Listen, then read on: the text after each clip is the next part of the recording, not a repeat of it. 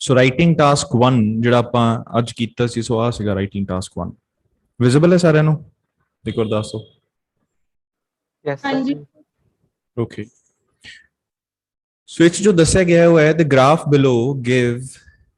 below give information about computer ownership as a percentage of population between 2000 and 2010 and by level of education for the year 2002 and 2010. Summarize the information by selecting and reporting the main features. ਆ ਜਿਹੜਾ word ਹੈ main features and make comparison where relevant ਹੈ। Same ਇਹ statement ਹਮੇਸ਼ਾ ਤੁਹਾਡੇ task 1 ਚ ਹੋਏਗੀ। ਆ ਕੰਪਿਊਟਰ ਓਨਰਸ਼ਿਪ 2002 ਤੋਂ ਲੈ ਕੇ 2010 ਤੱਕ,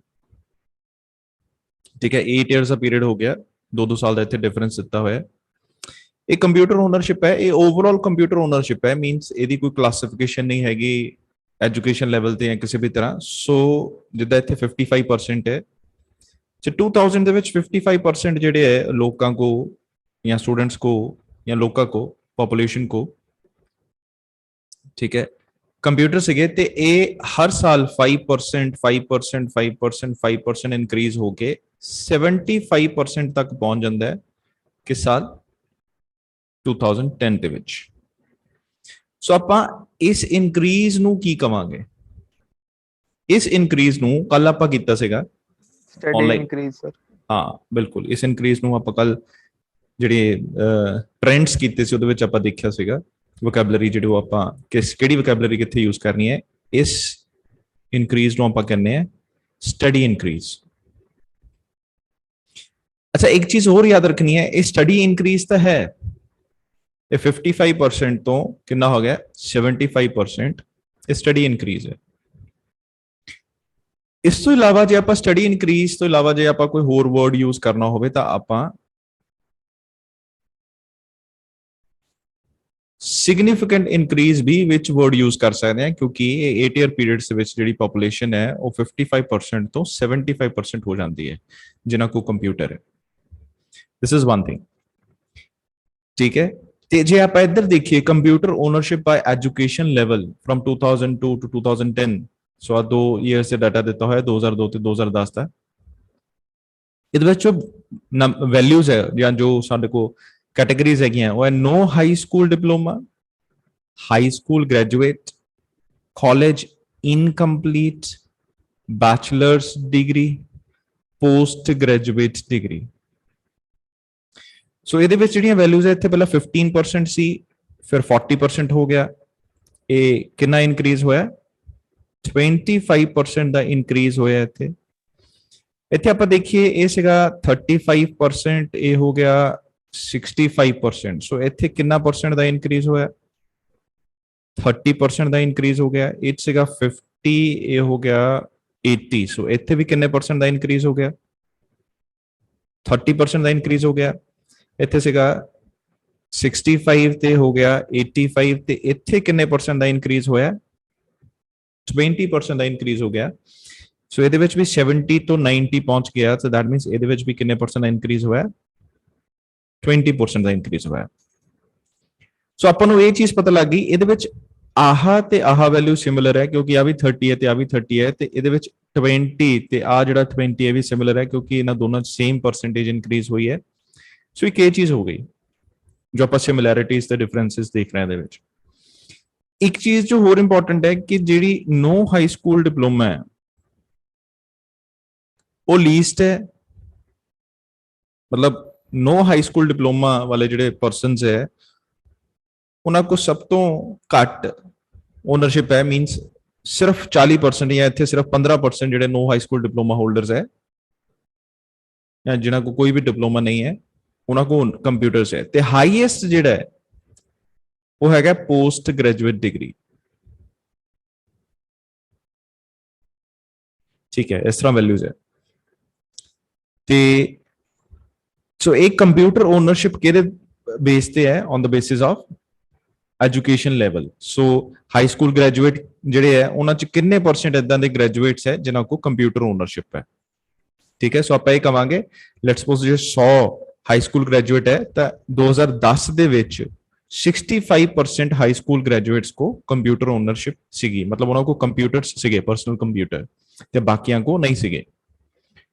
ਠੀਕ ਹੈ। ਸੋ ਜੇ ਇਹ ਆਪਾਂ ਨੂੰ ਕਲੀਅਰ ਹੈ ਤੇ ਨੈਕਸਟ ਆਪਾਂ ਸ਼ਿਫਟ ਕਰਦੇ ਹਾਂ ਕਿ ਇਹਨੂੰ ਕਿੱਦਾਂ ਮੈਨੇਜ ਕਰਨਾ ਹੈ। ਹਾਂਜੀ, ਕੁਝ ਪੁੱਛਣਾ ਇਹਦੇ ਵਿੱਚ?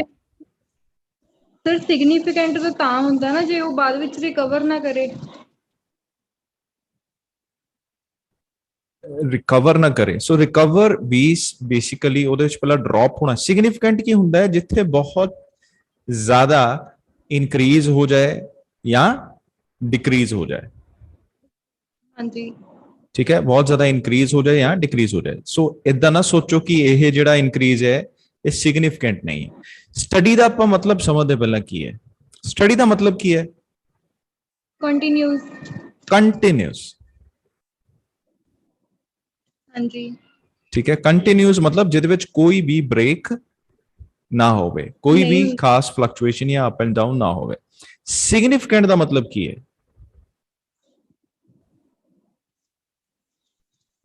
Important sir.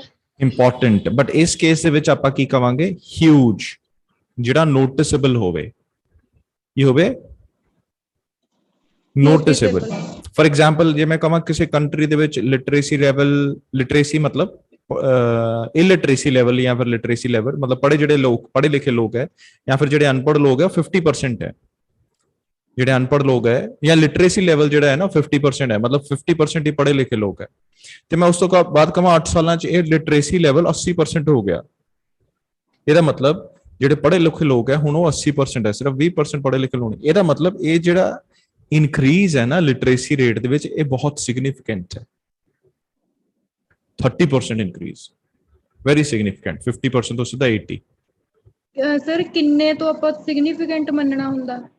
ਸਿਗਨੀਫੀਕੈਂਟ ਆਪਾਂ ਐਦਾਂ ਨਹੀਂ ਹੈ ਕਿ ਕਿੰਨੇ ਤੋਂ ਮੰਨਣਾ ਹੁੰਦਾ ਹੈ ਕਿ 40% ਹੋ ਜਾਏ 5% ਹੋਵੇ। ਸਿਗਨੀਫੀਕੈਂਟ ਆਪਾਂ ਵੈਲਿਊ ਨੂੰ ਕੰਸੀਡਰ ਕਰਦੇ ਮੰਨਣਾ ਹੁੰਦਾ ਹੈ। ਫॉर एग्जांपल ਜਿੱਦਾਂ ਆ ਵੈਲਿਊ ਹੈ, ਇਹ ਡਿਗਰੀ ਨੂੰ ਆਪਾਂ ਕਹਿੰਦੇ 45%, 45 ਡਿਗਰੀ ਸੌਰੀ, ਠੀਕ ਹੈ, 90 ਡਿਗਰੀ ਹੁੰਦਾ ਨਾ। ਸੋ ਮੋਸਟ ਲਾਈਕਲੀ ਜੇ ਤਾਂ ਤੁਹਾਡਾ 45 ਜਾਂ 45 ਤੋਂ ਉੱਪਰ ਜੇ ਤੁਹਾਡੀ ਲਾਈਨ ਜਾ ਰਹੀ ਹੈ, ਮੀਨਸ ਉਹ ਸਿਗਨੀਫੀਕੈਂਟ ਹੀ ਹੈ। ਤੇ ਉਸ ਤੋਂ ਨੀਚੇ ਜਿਹੜਾ ਉੱਥੇ ਤੁਸੀਂ ਜੇ ਲੈਟਸ ਸਪੋਜ਼ ਇੱਥੇ ਕੀ ਹੈ ਵੈਲਿਊ, ਠੀਕ ਹੈ, ਤਾਂ ਉਹਨੂੰ ਤੁਸੀਂ ਭਾਵੇਂ ਨਾ ਕੰਸੀਡਰ ਕਰੋ, ਬਟ ਸਟਿਲ ਆਈ ਥਿੰਕ ਇਹ ਵੀ ਵੈਲਿਊ ਵਿੱਚ ਆ ਜਾਏਗੀ ਸਿਗਨੀਫੀਕੈਂਟ ਦੇ। ਸਿਗਨੀਫੀਕੈਂਟ ਦਾ ਮਤਲਬ ਹੁੰਦਾ ਹੈ ਕਾਫੀ ਜ਼ਿਆਦਾ ਜਿਹੜਾ ਇਨਕਰੀਜ਼ ਹੁੰਦਾ ਹੈ, ਮੀਨਸ ਹਿਊਜ, ਜਿਹੜਾ ਨੋਟਿਸੇਬਲ ਹੋਵੇ। ਸਟੱਡੀ ਦਾ ਤੁਸੀਂ ਸਟੱਡੀ ਨੂੰ 45 ਤੋਂ ਉੱਪਰ ਹੋਵੇ ਤਾਂ ਸਿਗਨੀਫੀਕੈਂਟ ਉਹਨੂੰ ਮੰਨ ਸਕਦੇ ਆਪਾਂ। ਬਿਲਕੁਲ, ਤੁਸੀਂ ਮੋਸਟ ਲਾਈਕਲੀ ਇਹਨੂੰ ਇਹਦੇ ਵਿੱਚ ਕਨਫਿਊਜ਼ ਹੋ ਰਹੇ ਹੋ। ਸਿਗਨੀਫੀਕੈਂਟ ਤੇ ਸਟੱਡੀ ਦੇ ਵਿੱਚ ਡਿਫਰੈਂਸ ਦੇ ਵਿੱਚ ਕਨਫਿਊਜ਼ ਹੋ ਰਹੇ ਹੋ। ਸਟੱਡੀ ਦਾ ਮਤਲਬ ਕੰਟੀਨਿਊਸ ਹੈ। ਹਾਂਜੀ, ਸਟੱਡੀ ਇਨਕਰੀਜ਼ ਜੇ ਘੱਟ ਵੀ ਹੋਵੇ ਨਾ, ਜੇ ਇਦਾਂ ਲੈਟਸ ਸਪੋਜ਼ ਇਦਾਂ ਵੀ ਹੋਵੇ, ਆ ਵੀ ਸਟੱਡੀ ਇਨਕਰੀਜ਼ ਹੈ। ਹਾਂਜੀ, ਠੀਕ ਹੈ, ਇਦਾਂ ਵੀ ਹੋਵੇ, ਆ ਵੀ ਸਟੱਡੀ ਇਨਕਰੀਜ਼ ਹੈ, ਬਟ ਇਹ ਸਿਗਨੀਫੀਕੈਂਟ ਇਨਕਰੀਜ਼ ਨਹੀਂ ਹੈ। ਓਕੇ, ਠੀਕ ਹੈ, ਲੈਟਸ ਸਪੋਜ਼ 5% ਜਾਂ 10%, ਆ ਲੈਟਸ ਸਪੋਜ਼ 55% ਹੈ, ਉਸ ਉਹ ਇਨਕਰੀਜ਼ ਹੋ ਕੇ 60% ਚਲਾ ਗਿਆ, ਠੀਕ ਹੈ, ਜਾਂ 65% ਚਲਾ ਗਿਆ। ਇਹ ਕੋਈ ਬਹੁਤ ਵੱਡਾ ਸਿਗਨੀਫੀਕੈਂਟ ਇਨਕਰੀਜ਼ ਨਹੀਂ ਹੈ। ਹਾਂਜੀ, ਠੀਕ ਹੈ, 20-25% ਇਨਕਰੀਜ਼ ਚਲਾ ਜਾਂਦਾ ਹੈ, 30% ਇਨਕਰੀਜ਼ ਚਲਾ ਜਾਂਦਾ ਹੈ, 40% ਇਨਕਰੀਜ਼ ਚਲਾ ਜਾਂਦਾ ਹੈ, ਉਹ ਸਿਗਨੀਫੀਕੈਂਟ ਇਨਕਰੀਜ਼ ਹੈ। ਬਟ ਉਹ ਲੌਂਗ ਪੀਰੀਅਡ ਆਫ ਟਾਈਮ 'ਚ ਹੋਣਾ ਚਾਹੀਦਾ ਹੈ। ਬੇਸਿਕਲੀ ਇੰਪੋਰਟੈਂਟ ਇਹ ਹੈ। ਸਰ ਮਤਲਬ ਲੰਬੇ ਸਮੇਂ ਤੱਕ ਜ਼ਿਆਦਾ ਹੋਣਾ ਚਾਹੀਦਾ ਨਾ, ਮਤਲਬ ਹਾਂਜੀ, 40 ਜਾਂ 40 ਬਿਲਕੁਲ, ਲੰਬੇ ਸਮੇਂ ਤੱਕ ਜ਼ਿਆਦਾ ਇਨਕਰੀਜ਼ ਹੋਣਾ ਚਾਹੀਦਾ। ਹੋਰ ਕੁਝ ਪੁੱਛਣਾ ਹੋਵੇ ਕਿਸੇ ਨੇ? ਸਰ ਫਿਰ ਸਿਗਨੀਫੀਕੈਂਟ ਨੂੰ ਅਵੋਇਡ ਨਹੀਂ ਕਰ ਸਕਦੇ, ਜਿੱਦਾਂ ਕਨਫਿਊਜ਼ ਕਰਦਾ ਵਰਡ, ਤੇ ਇਹਦੇ ਨਾਲ ਸਟੱਡੀ ਆਪਾਂ ਜੇ ਜ਼ਿਆਦਾ ਯੂਜ਼ ਕਰੀਏ ਤਾਂ? ਸਟੱਡੀ ਯੂਜ਼ ਕਰ ਲਓ, ਕੋਈ ਨਾ ਖਾਸ, ਕੋਈ ਪ੍ਰੋਬਲਮ ਨਹੀਂ। ਉਹ ਤਾਂ ਸਰ ਆਪਣੀ ਚੋਇਸ ਆ। ਚੋਇਸ ਹੈ ਤੁਹਾਡੀ। ਓਕੇ, ਹੋਰ ਕੁਝ ਪੁੱਛਣਾ ਹੋਵੇ ਇੱਥੋਂ? ਨਹੀਂ, ਅੱਗੇ ਚਲੀਏ ਫਿਰ। ਠੀਕ ਹੈ, ਨੈਕਸਟ ਚੈੱਕ ਕਰਦੇ ਹਾਂ। ਹੁਣ ਆਪਾਂ ਐਕਚੁਅਲੀ ਜਦੋਂ ਆ ਸਾਨੂੰ ਟਰਮ ਦੱਸੀ ਜਾਂਦੀ ਹੈ, summarise the information by selecting and reporting main features and make comparison where relevant. So ਇਹਦਾ ਮਤਲਬ ਕੀ ਹੈ? ਮੇਨ ਫੀਚਰਸ ਤੇ ਕੰਪੈਰੀਜ਼ਨ ਦਾ ਮਤਲਬ ਕੀ ਹੈ? ਸੋ ਆਪਾਂ ਸਭ ਤੋਂ ਪਹਿਲਾਂ ਮੇਨ ਫੀਚਰਸ ਦੇ ਵਿੱਚ ਕਿਹੜਾ ਪਾਰਟ ਆਉਂਦਾ ਹੈ? ਟ੍ਰੈਂਡਸ। ਦੈਟ ਮੀਨਸ ਆਪਾਂ ਹਮੇਸ਼ਾ ਕਿਹਦੀ ਗੱਲ ਕਰਨੀ ਹੈ? ਟ੍ਰੈਂਡਸ ਦੀ। ਟ੍ਰੈਂਡਸ ਉਦੋਂ ਹੁੰਦੇ ਆ ਜਦੋਂ ਸਾਡੇ ਕੋਲ ਕੀ ਦਿੱਤਾ ਹੋਵੇ? Time period. ਇੱਕ ਚੀਜ਼ ਹਮੇਸ਼ਾ ਯਾਦ ਰੱਖਣੀ ਹੈ ਕਿ ਜੇ ਸਾਡੇ ਕੋਲ ਦੋ ਵੈਲਿਊਜ਼, ਦੋ ਪਾਈ ਚਾਰਟਸ ਹੈ, ਠੀਕ ਹੈ, ਇਹ ਲੈਟਸ ਸਪੋਜ਼ ਗੱਲ ਹੋ ਰਹੀ ਹੈ ਇੰਡੀਆ ਦੀ, ਇਹ ਗੱਲ ਹੋ ਰਹੀ ਹੈ ਚਾਈਨਾ ਦੀ, ਤੇ ਇਹ ਵੀ 2002 ਦੀ ਹੈ ਤੇ ਇਹ ਵੀ 2002 ਦੀ ਹੈ, ਠੀਕ ਹੈ। ਤਾਂ ਉਸ ਕੇਸ ਦੇ ਵਿੱਚ ਆਪਾਂ ਕੋਈ ਟ੍ਰੈਂਡ ਨਹੀਂ ਦੱਸ ਸਕਦੇ ਕਿਉਂਕਿ ਸਾਡੇ ਕੋਲ ਇੱਕੋ ਹੀ ਸਾਲ ਹੈ। ਇਹ ਭਾਵੇਂ USA, ਚਾਈਨਾ, ਕੁਝ ਵੀ ਹੋਵੇ, ਠੀਕ ਹੈ, ਜਰਮਨੀ, ਬ੍ਰਾਜ਼ੀਲ, ਇੰਡੀਆ, ਠੀਕ ਹੈ, ਕੁਝ ਵੀ ਹੋਵੇ, ਦੋ ਕੰਟਰੀਜ਼ ਹੈ ਬਟ ਇੱਕੋ ਟਾਈਮ ਪੀਰੀਅਡ ਹੈ, ਉਹ ਚ ਟ੍ਰੈਂਡ ਨਹੀਂ ਹੋਏਗਾ, ਉਹ ਚ ਕੰਪੈਰੀਜ਼ਨ ਹੋਏਗਾ, ਹਾਈਐਸਟ, ਬਿਗੇਸਟ, ਸਮਾਲੈਸਟ ਵਗੈरह ਇਹ ਵੈਲਿਊਜ਼ ਹੋ ਗਿਆ, ਮੋਸਟ ਪਪੂਲਰ, ਲੀਸਟ ਪਪੂਲਰ, ਇਦਾਂ ਹੋ ਸਕਦਾ ਹੈ, ਠੀਕ ਹੈ। ਉਹ ਚ ਲੈਸ, ਮੋਰ, ਲੈਸ ਇਹ ਵਰਡਸ ਆਪਾਂ ਯੂਜ਼ ਕਰ ਸਕਦੇ ਹਾਂ। ਇਨਕਰੀਜ਼ਿੰਗ, ਡਿਕਰੀਜ਼ਿੰਗ ਵਰਡ ਯੂਜ਼ ਨਹੀਂ ਕਰ ਸਕਦੇ ਕਿਉਂਕਿ ਉਹਨਾਂ ਚ ਟ੍ਰੈਂਡ ਨਹੀਂ ਹੋਏਗਾ। ਬਟ ਜੇ ਟ੍ਰੈਂਡ ਹੈ ਤਾਂ ਆਪਾਂ ਕੋ ਇਨਕਰੀਜ਼ਿੰਗ ਟ੍ਰੈਂਡ ਹੋ ਸਕਦਾ ਹੈ, ਡਿਕਰੀਜ਼ਿੰਗ ਟ੍ਰੈਂਡ ਹੋ ਸਕਦਾ ਹੈ, ਫਲਕਚੁਏਟਿੰਗ ਟ੍ਰੈਂਡ ਹੋ ਸਕਦਾ ਹੈ, ਕਾਂਸਟੈਂਟ ਟ੍ਰੈਂਡ ਹੋ ਸਕਦਾ ਹੈ, ਮਤਲਬ ਜਿਹੜੀਆਂ ਵੈਲਿਊ ਸੇਮ ਰਹਿਣ। ਤੇ ਇਹਨੂੰ ਆਪਾਂ ਐਕਸਪਲੇਨ ਕਰਨਾ ਹੈ with supporting data, means figures. ਜਿਵੇਂ ਕਿ ਫॉर एग्जांपल ਇਨਕਰੀਜ਼ਿੰਗ ਹੈ ਤਾਂ ਸਾਨੂੰ ਪਤਾ ਲੱਗ ਜਾਏਗਾ 20% ਸੀ ਕੋਈ ਵੈਲਿਊ, ਲੈਟਸ ਸਪੋਜ਼ 80% ਹੋ ਗਈ, ਸੋ ਇਹ ਕਿਹੜਾ ਟ੍ਰੈਂਡ ਹੈ? ਇਨਕਰੀਜ਼ਿੰਗ। ਕਿੱਦਾਂ ਪਤਾ ਲੱਗੇਗਾ? ਫਿਗਰਸ ਤੋਂ। ਆਪਾਂ ਦੱਸਾਂਗੇ ਇਨਕਰੀਜ਼ਿੰਗ ਟ੍ਰੈਂਡ ਹੈ ਤਾਂ ਆਪਾਂ ਦੱਸਾਂਗੇ ਨਾ 20% ਤੋਂ 80% ਗਿਆ, ਤਾਂ ਹੀ ਤਾਂ ਆਪਾਂ ਕਵਾਂਗੇ ਇਨਕਰੀਜ਼ਿੰਗ ਟ੍ਰੈਂਡ ਹੈ। ਸੋ ਆਪਾਂ ਇਦਾਂ ਨਹੀਂ ਕਰਨਾ ਕਿ ਸਿਰਫ ਤੇ ਸਿਰਫ ਇਹ ਦੱਸ ਦਈਏ ਇਨਕਰੀਜ਼ਿੰਗ ਟ੍ਰੈਂਡ ਹੈ, ਜਦੋਂ ਆਪਾਂ ਡਿਟੇਲ ਲਿਖਾਂਗੇ ਓਵਰਆਲ ਸਿਰਫ ਆਪਾਂ ਇਨਕਰੀਜ਼ਿੰਗ ਦੱਸਾਂਗੇ ਟ੍ਰੈਂਡ ਹੈ। ਇਸੇ ਤਰ੍ਹਾਂ ਡਿਕਰੀਜ਼ਿੰਗ ਟ੍ਰੈਂਡ ਹੋ ਸਕਦਾ ਹੈ, ਲੈਟਸ ਸਪੋਜ਼ ਪਹਿਲਾਂ 50% ਸੀਗੀ ਵੈਲਿਊ, ਕਿੰਨੀ ਰਹਿ ਗਈ? 30%, ਡਿਕਰੀਜ਼ਿੰਗ ਹੋ ਗਿਆ। ਫਲਕਚੁਏਸ਼ਨ ਹੋ ਸਕਦਾ ਹੈ, ਲੈਟਸ ਸਪੋਜ਼ ਪਹਿਲਾਂ 50% ਵੈਲਿਊ ਸੀਗੀ, ਉਹ ਵੱਧ ਕੇ ਕਿੰਨੀ ਹੋ ਗਈ? 60%, ਫਿਰ ਘਟ ਕੇ ਕਿੰਨੀ ਹੋ ਗਈ? 40%, ਫਿਰ ਵੱਧ ਕੇ ਕਿੰਨੀ ਹੋ ਗਈ? 55%, ਠੀਕ ਹੈ। ਇਹ ਫਲਕਚੁਏਸ਼ਨਸ ਹੋ ਰਹੀਆਂ। ਕਾਂਸਟੈਂਟ ਹੋ ਸਕਦਾ ਹੈ ਕਿ ਜੇ ਵੈਲਿਊ ਚੇਂਜ ਹੀ ਨਹੀਂ ਹੋਈ, ਸੋ ਪਹਿਲਾਂ ਵੀ 50% ਸੀ, आफ्टर कपल ऑफ ईयर्स या जिन्ने भी डिकेड्स जो भी ईयर्स देता है वो तो बाद भी कितनी परसेंट रही? 50%। दैट मींस ए कांस्टेंट है।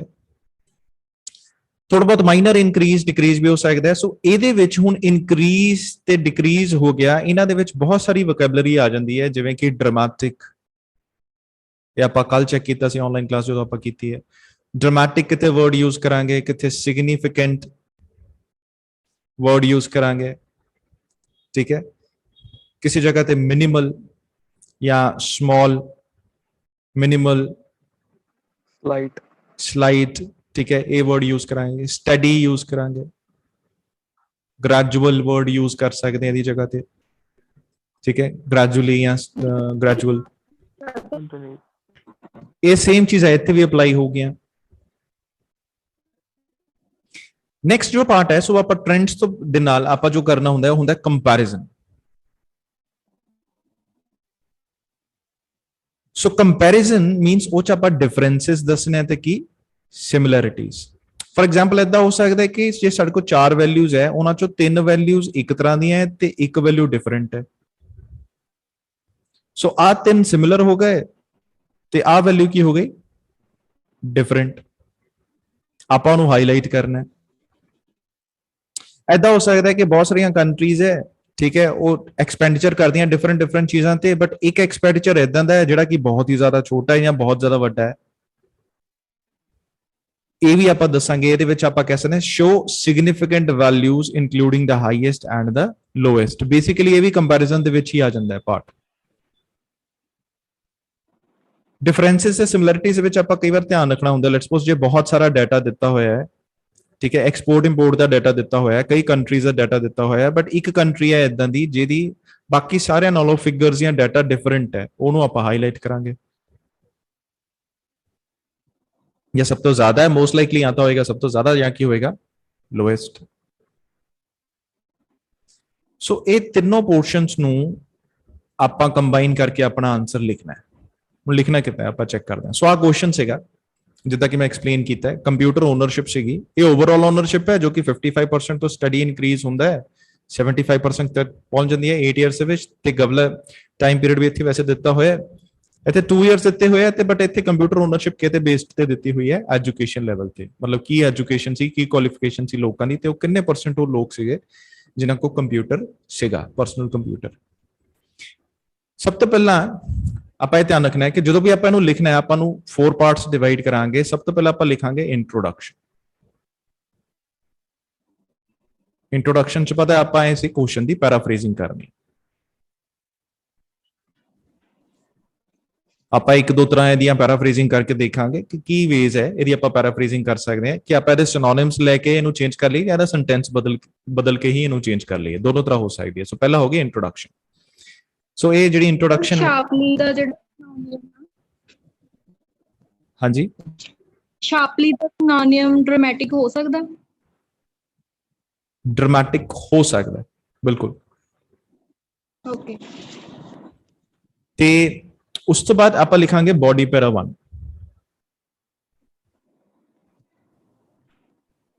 ਇਹਦੇ ਵਿੱਚ ਆਪਾਂ ਡਿਟੇਲਸ ਦੱਸਾਂਗੇ ਆਪਾਂ ਇਦਾਂ ਵੀ ਕਰ ਸਕਦੇ ਹਾਂ ਫॉर ਐਗਜ਼ਾਮਪਲ ਜਿਵੇਂ ਇਹਦੇ ਵਿੱਚ ਇਸ ਬਾਰ ਗ੍ਰਾਫ ਨੂੰ ਆਪਾਂ ਬੋਡੀ ਪੈਰਾ 1 ਚ ਲਿਖ ਦਈਏ ਤੇ ਜਿਹੜਾ ਬੋਡੀ ਪੈਰਾ 2 ਹੈ ਇਹ ਚ ਵੀ ਆਪਾਂ ਡਿਟੇਲਸ ਲਿਖਣੀ ਹੈ ਇਹ ਚ ਆਪਾਂ ਡਿਟੇਲਸ ਲਿਖ ਦਈਏ ਸੈਕੰਡ ਗ੍ਰਾਫ ਦੀਆਂ but at the same time ਆਪਾਂ ਇਦਾਂ ਵੀ ਕਰ ਸਕਦੇ ਹਾਂ ਕਿ ਲੈਟਸ ਸਪੋਜ਼ ਜੇ ਦੋਨੋਂ ਗ੍ਰਾਫ ਆਪਸ ਦੇ ਵਿੱਚ ਕੰਬਾਈਨ ਹੋ ਰਹੇ ਆ ਮਤਲਬ ਕਿਸੇ ਤਰ੍ਹਾਂ ਸਮਹਾਉ ਇਹਨਾਂ ਦਾ ਕੰਪੈਰੀਜ਼ਨ ਹੋ ਰਿਹਾ ਹੈ ਤਾਂ ਕੁਝ ਚੀਜ਼ਾਂ ਆਪਾਂ ਫਸਟ ਪੈਰਾਗ੍ਰਾਫਸ ਲਿਖਾਂਗੇ ਕੁਝ ਚੀਜ਼ਾਂ ਸੈਕੰਡ ਮੀਨਸ ਫॉर ਐਗਜ਼ਾਮਪਲ ਜਿਹੜੀਆਂ ਸਿਮਿਲਰ ਹੈ ਉਹ ਫਸਟ ਪੈਰਾਗ੍ਰਾਫਸ ਜਿਹੜੀਆਂ ਡਿਫਰੈਂਟ ਹੈ ਉਹ ਸੈਕੰਡ ਪੈਰਾਗ੍ਰਾਫਸ ਇਨਕਰੀਜ਼ਿੰਗ ਹੈ ਜਿਹੜੀਆਂ ਸਾਰੀਆਂ ਉਹ ਫਸਟ ਪੈਰਾਗ੍ਰਾਫ ਡਿਕਰੀਜ਼ਿੰਗ ਹੈ ਜਿਹੜੀਆਂ ਸਾਰੀਆਂ ਸੈਕੰਡ ਪੈਰਾਗ੍ਰਾਫਸ ਇਦਾਂ ਵੀ ਹੋ ਸਕਦਾ ਹੈ ਤੇ ਲਾਸਟ ਵਿੱਚ ਆਪਾਂ ਲਿਖਾਂਗੇ ਸਮਰੀ ਸਮਰੀ ਦੇ ਵਿੱਚ ਸਮਹਾਉ ਆਪਾਂ ਓਵਰਵਿਊ ਦੇਣਾ ਹੈ ਜੋ ਕੁਝ ਵੀ ਹਾਲੇ ਤੱਕ ਆਪਾਂ ਦੇਖਿਆ ਜੋ ਕੁਝ ਵੀ ਆਪਾਂ ਸਾਰਾ ਸਮਝਿਆ ਉਹਨੂੰ ਸ਼ਾਰਟ ਡਿਸਕ੍ਰਾਈਬ ਕਰਨਾ ਹੈ ਕਿ ਕੀ ਹੈ ਸੋ ਚੈੱਕ ਕਰਦੇ ਹਾਂ ਫਸਟ ਪੈਰਾਗ੍ਰਾਫ ਇੰਟਰੋਡਕਸ਼ਨ क्वेश्चन सीखा the graphs below give information about computer ownership as a percentage of population between 2002 and 2010 and by level of education for the year 2000 and 2010 एक introduction तो लिखी है अपन the bar charts compare the data about the possession of computers with a further classification by level of education from 2002 to 2010 so graph किहड़ा है बार है give की जगह आप use किया कंपेयर इंफॉर्मेशन की जगह आप यूज कर लिया डाटा या सीधा डाटा अबाउट कंप्यूटर ओनरशिप के लिए आप यूज कर लिया द पोजेशन ऑफ कंप्यूटर या कंप्यूटर्स ठीक है with A further classification by level of education ਤੇ ਉਸ ਤੋਂ ਬਾਅਦ ਟਾਈਮ ਆਪਾਂ ਦੱਸਿਆ ਫਰੋਮ ਤੇ ਟੂ ਨਾ ਠੀਕ ਹੈ ਲੈਵਲ ਆਫ ਐਜੂਕੇਸ਼ਨ ਦੇ ਵਿੱਚ ਫਰੋਮ ਇੱਥੇ ਸੀਗਾ ਆਪਣਾ ਬਿਟਵੀਨ ਐਂਡ ਨਾ ਤੇ ਆਪਾਂ ਉਹਨੂੰ ਕਿਚ ਕਨਵਰਟ ਕਰਤਾ ਫਰੋਮ ਤੇ ਟੂ ਨਾ ਦੂਸਰਾ ਆਪਸ਼ਨ ਆਪਾਂ ਕੋ ਕੀ ਹੈ ਕਿ ਆਪਾਂ ਨੂੰ ਹਾਊ ਮਚ ਚ ਕਨਵਰਟ ਕਰ ਲਈਏ ਹਾਊ ਮਚ ਜਾਂ ਹਾਊ ਮੈਨੀ ਉਹ ਡਿਪੈਂਡ ਕਰਦਾ ਇੱਥੇ ਆਪਾਂ ਸਿੰਗੂਲਰ ਯੂਜ਼ ਕੀਤਾ ਕਿ ਪਲੂਰਲ ਯੂਜ਼ ਕੀਤਾ ਮਤਲਬ ਇੱਥੇ ਜੇ ਕਾਊਂਟੇਬਲ ਹੈ तो इतने मच आ जाएगा क्योंकि प्लूरल होएगा जी अनकाउंटेबल है तो सॉरी काउंटेबल है तो मैनी आ जाएगा अनकाउंटेबल है तो मच आ जाएगा पर परसेंटेज या प्रोपोर्शन आप अनकाउंटेबल दे बेस ते आप मच लिखांगे so the bar charts compare same है हाउ मच प्रोपोर्शन परसेंटेज की जगह आप की लिख देता प्रोपोर्शन ऑफ पीपल पॉपुलेशन की जगह आप people owned personal computers so computer ownership की जगह आप की लिख देता owned personal computers with their further classification based on their education level from 2002 to 2010 so the bar charts and graphs compare how much proportion of people owned personal computer with their further classification te ਉਹਨਾਂ ਦੀ further classification ਕੀਤੀ ਗਈ ਹੈ based on their education level from 2002 to 2010 so this is an introduction ਤੋਂ ਬਾਅਦ ਆਪਾਂ body ਪੈਰਾ 1 ਤੇ shift ਕਰਾਂਗੇ ਹੁਣ ਬੋਡੀ ਪੈਰਾ 1 ਆਪਣਾ ਫਸਟ ਜਿਹੜਾ ਗ੍ਰਾਫ ਹੈ ਉਹਦੇ ਬਾਰੇ ਹੋਏਗਾ ਤੇ ਇਹਨੂੰ ਆਪਾਂ ਲਿਖਣਾ ਕਿੱਦਾਂ ਹੈ ਲਿਖਿਆ ਦੇਖੋ ਕਿੱਦਾਂ ਇਨ ਡਿਟੇਲ ਤੋਂ ਆਪਾਂ ਸਟਾਰਟ ਕਰਾਂਗੇ ਇਹ ਮਰਜ਼ੀ ਹੁੰਦੀ ਹੈ ਲਿਖਣੀ ਹੈ ਤੁਹਾਡੀ ਆਪਸ਼ਨ ਤੁਸੀਂ ਜਸਟ ਓਵਰ ਤੋਂ ਵੀ ਸਟਾਰਟ ਕਰ ਸਕਦੇ ਹੋ ਜਾਂ by looking at the first bar graph we can observe that ਇਹ ਲਿਖ ਸਕਦੇ ਹੋ ਜੋ ਕਿ ਮੈਂ ਤੁਹਾਨੂੰ ਆਲਰੇਡੀ ਦੱਸਿਆ ਹੋਇਆ ਜੇ ਤੁਹਾਡੇ ਕੋਲ ਵਰਡਸ ਘੱਟ ਹੈ ਤਾਂ ਤੁਸੀਂ ਇਹ ਲਾਈਨ ਲਿਖ ਸਕਦੇ ਹੋ ਕੱਲ ਵੀ ਆਪਾਂ ਆਨਲਾਈਨ ਕਲਾਸ ਕੀਤਾ ਸੀਗਾ by looking at the first bar graph bar chart, it can be, In more detail. sorry, correct, by looking at the first bar graph in more detail. We can analyze the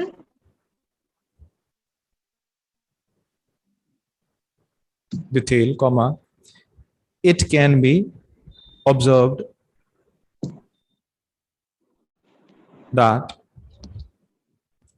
ठीक है, सो ये आप line की जगह लिख सकते हैं in detail की जगह, but I would suggest in detail लिख के आप अपनी इंफॉर्मेशन स्टार्ट कर देनी, बट सर्टनली कई बार इदा होंगे बच्चे पूछते सर साडे को वर्ड्स की काउंट बहुत घट है, 150 वर्ड्स पूरे नहीं हो रहे, तो 13 वर्ड्स है ਜਿਹੜੇ ਤੁਸੀਂ यूज कर सकते हो इंट्रोडक्शन बॉडी पैरा 1 ਨੂੰ स्टार्ट ਕਰਨ ਦੇ ਲਈ, बॉडी पैरा 2 ਦੇ ਲਈ स्टार्ट ਕਰਨ ਦੇ ਲਈ ਆਪਾਂ ਇੱਕ ਹੋਰ ਲਾਈਨ यूज कर सकते हैं। सो ਅਪਰੋਕਸੀਮੇਟਲੀ ਸਾਡੇ को 20 ਦੇ ਕਰੀਬ ਜਾਂ 25 ਦੇ ਕਰੀਬ ਹੋਰ ਸੈਪਰੇਟ ਵਰਡਸ ਯੂਜ਼ ਆਪਾਂ ਕਰ ਸਕਦੇ ਹਾਂ, ਜਿਨ੍ਹਾਂ ਆਪਣੀ ਲੈਂਥ ਥੋੜੀ ਇਨਕਰੀਜ਼ ਹੋ ਸਕਦੀ ਇਨ ਕੇਸ ਜੇ ਤੁਸੀਂ 150 ਵਰਡਸ ਪੂਰਾ ਨਹੀਂ ਕਰ ਪਾ ਰਹੇ। ਸੋ ਇਨ ਡਿਟੇਲ, ਸੋ ਇਹਨੂੰ ਆਪਾਂ ਚੈੱਕ ਕਰਦੇ ਹਾਂ। ਦੇਖੋ ਆਪਾਂ ਦੇਖ ਸਕਦੇ ਹਾਂ 2002 ਦੇ ਵਿੱਚ 55% ਵੈਲਿਊ ਸੀਗੀ ਤੇ ਇਹ ਲਗਾਤਾਰ ਵੱਧ ਕੇ ਕਿੰਨੀ ਹੋ ਗਈ 75%। ਇਹਨੂੰ ਕਿੱਦਾਂ ਲਿਖਿਆ ਆਪਾਂ, ਇਹਨੂੰ ਆਪਾਂ ਐਨਾਲਾਈਜ਼ ਵੀ ਕਰਨਾ ਐਟ ਦ ਸੇਮ ਟਾਈਮ।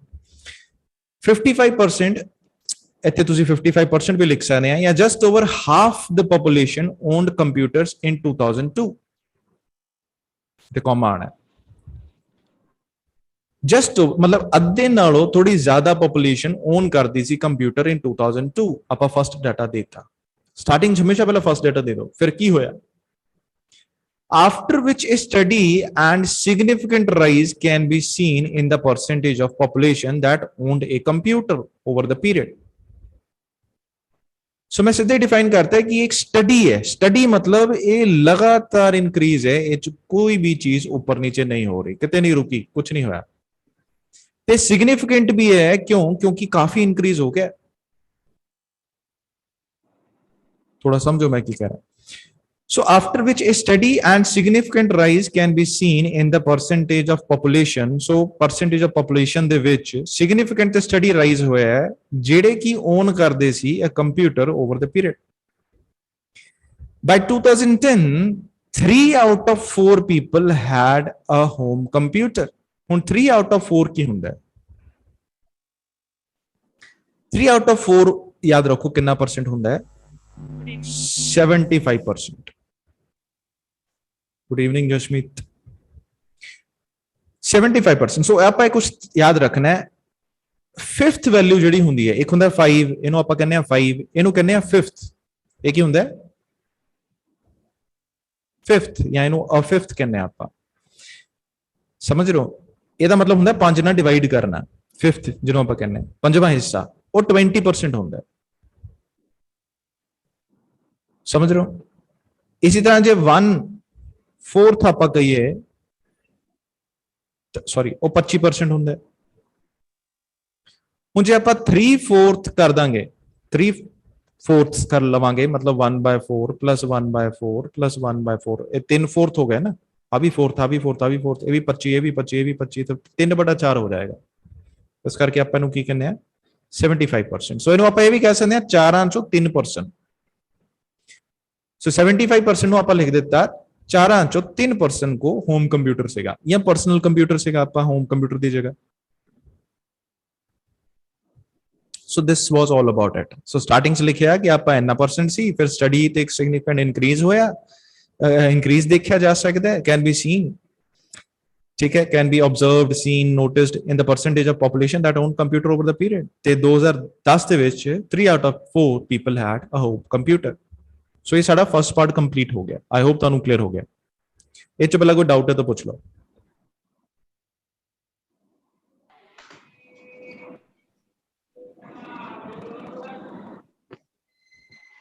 ਇਹ ਤਾਂ ਆਪਾਂ ਅੱਗੇ ਚੱਲਦੇ ਹਾਂ ਫਿਰ। क्लियर है सर? क्लियर है सर। नेक्स्ट शिफ्ट कर दे। Computer ownership by education level. ਜੇ ਆਪਾਂ ਇਹਦੀ ਗੱਲ ਕਰੀਏ 2002 ਤੋਂ 2010 ਦੀ ਗੱਲ ਕਰੀਏ, ਸੋ ਇਹਦੇ ਵਿੱਚ ਆਪਾਂ ਸਭ ਤੋਂ ਪਹਿਲਾਂ ਕੁਝ ਚੀਜ਼ਾਂ ਆਪਾਂ ਨੋਟਿਸ ਕੀਤੀਆਂ ਸੀ। ਇਹ ਚ ਕਿੰਨਾ ਪਰਸੈਂਟ ਇਨਕਰੀਜ਼ ਹੋਇਆ ਸੀ? 25। ਇਹ ਚ ਕਿੰਨਾ ਸੀਗਾ? 30। ਇਹ ਚ ਕਿੰਨਾ ਸੀਗਾ? 30। ਸਮਝ ਆ ਰਿਹਾ ਕਿ ਨਾ 30 ਕਿੱਦਾਂ ਹੋਇਆ? ਸੋ ਆ ਡਿਫਰੈਂਸ ਹੈ ਜਿਹੜਾ 30 ਦਾ ਹੈ, ਆ ਵੀ 30% ਵੱਧ ਗਿਆ।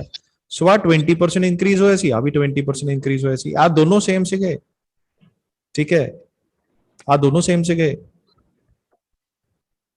ठीक है, ते आ अलग है।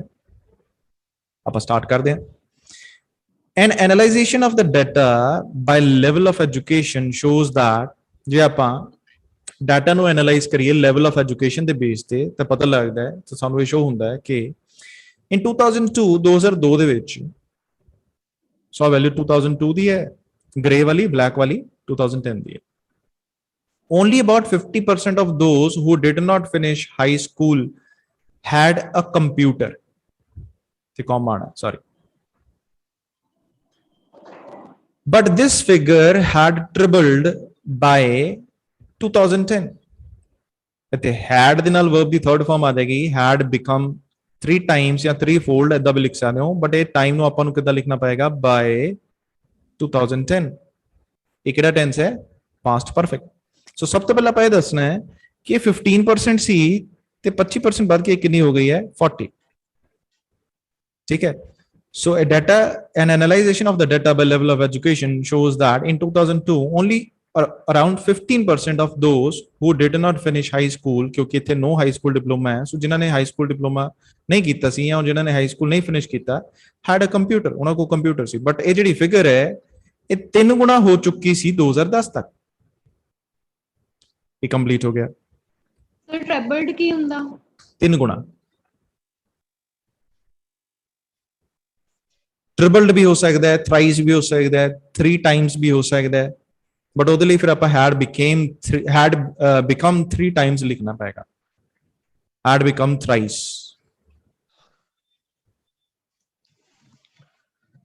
next है there were also considerable increases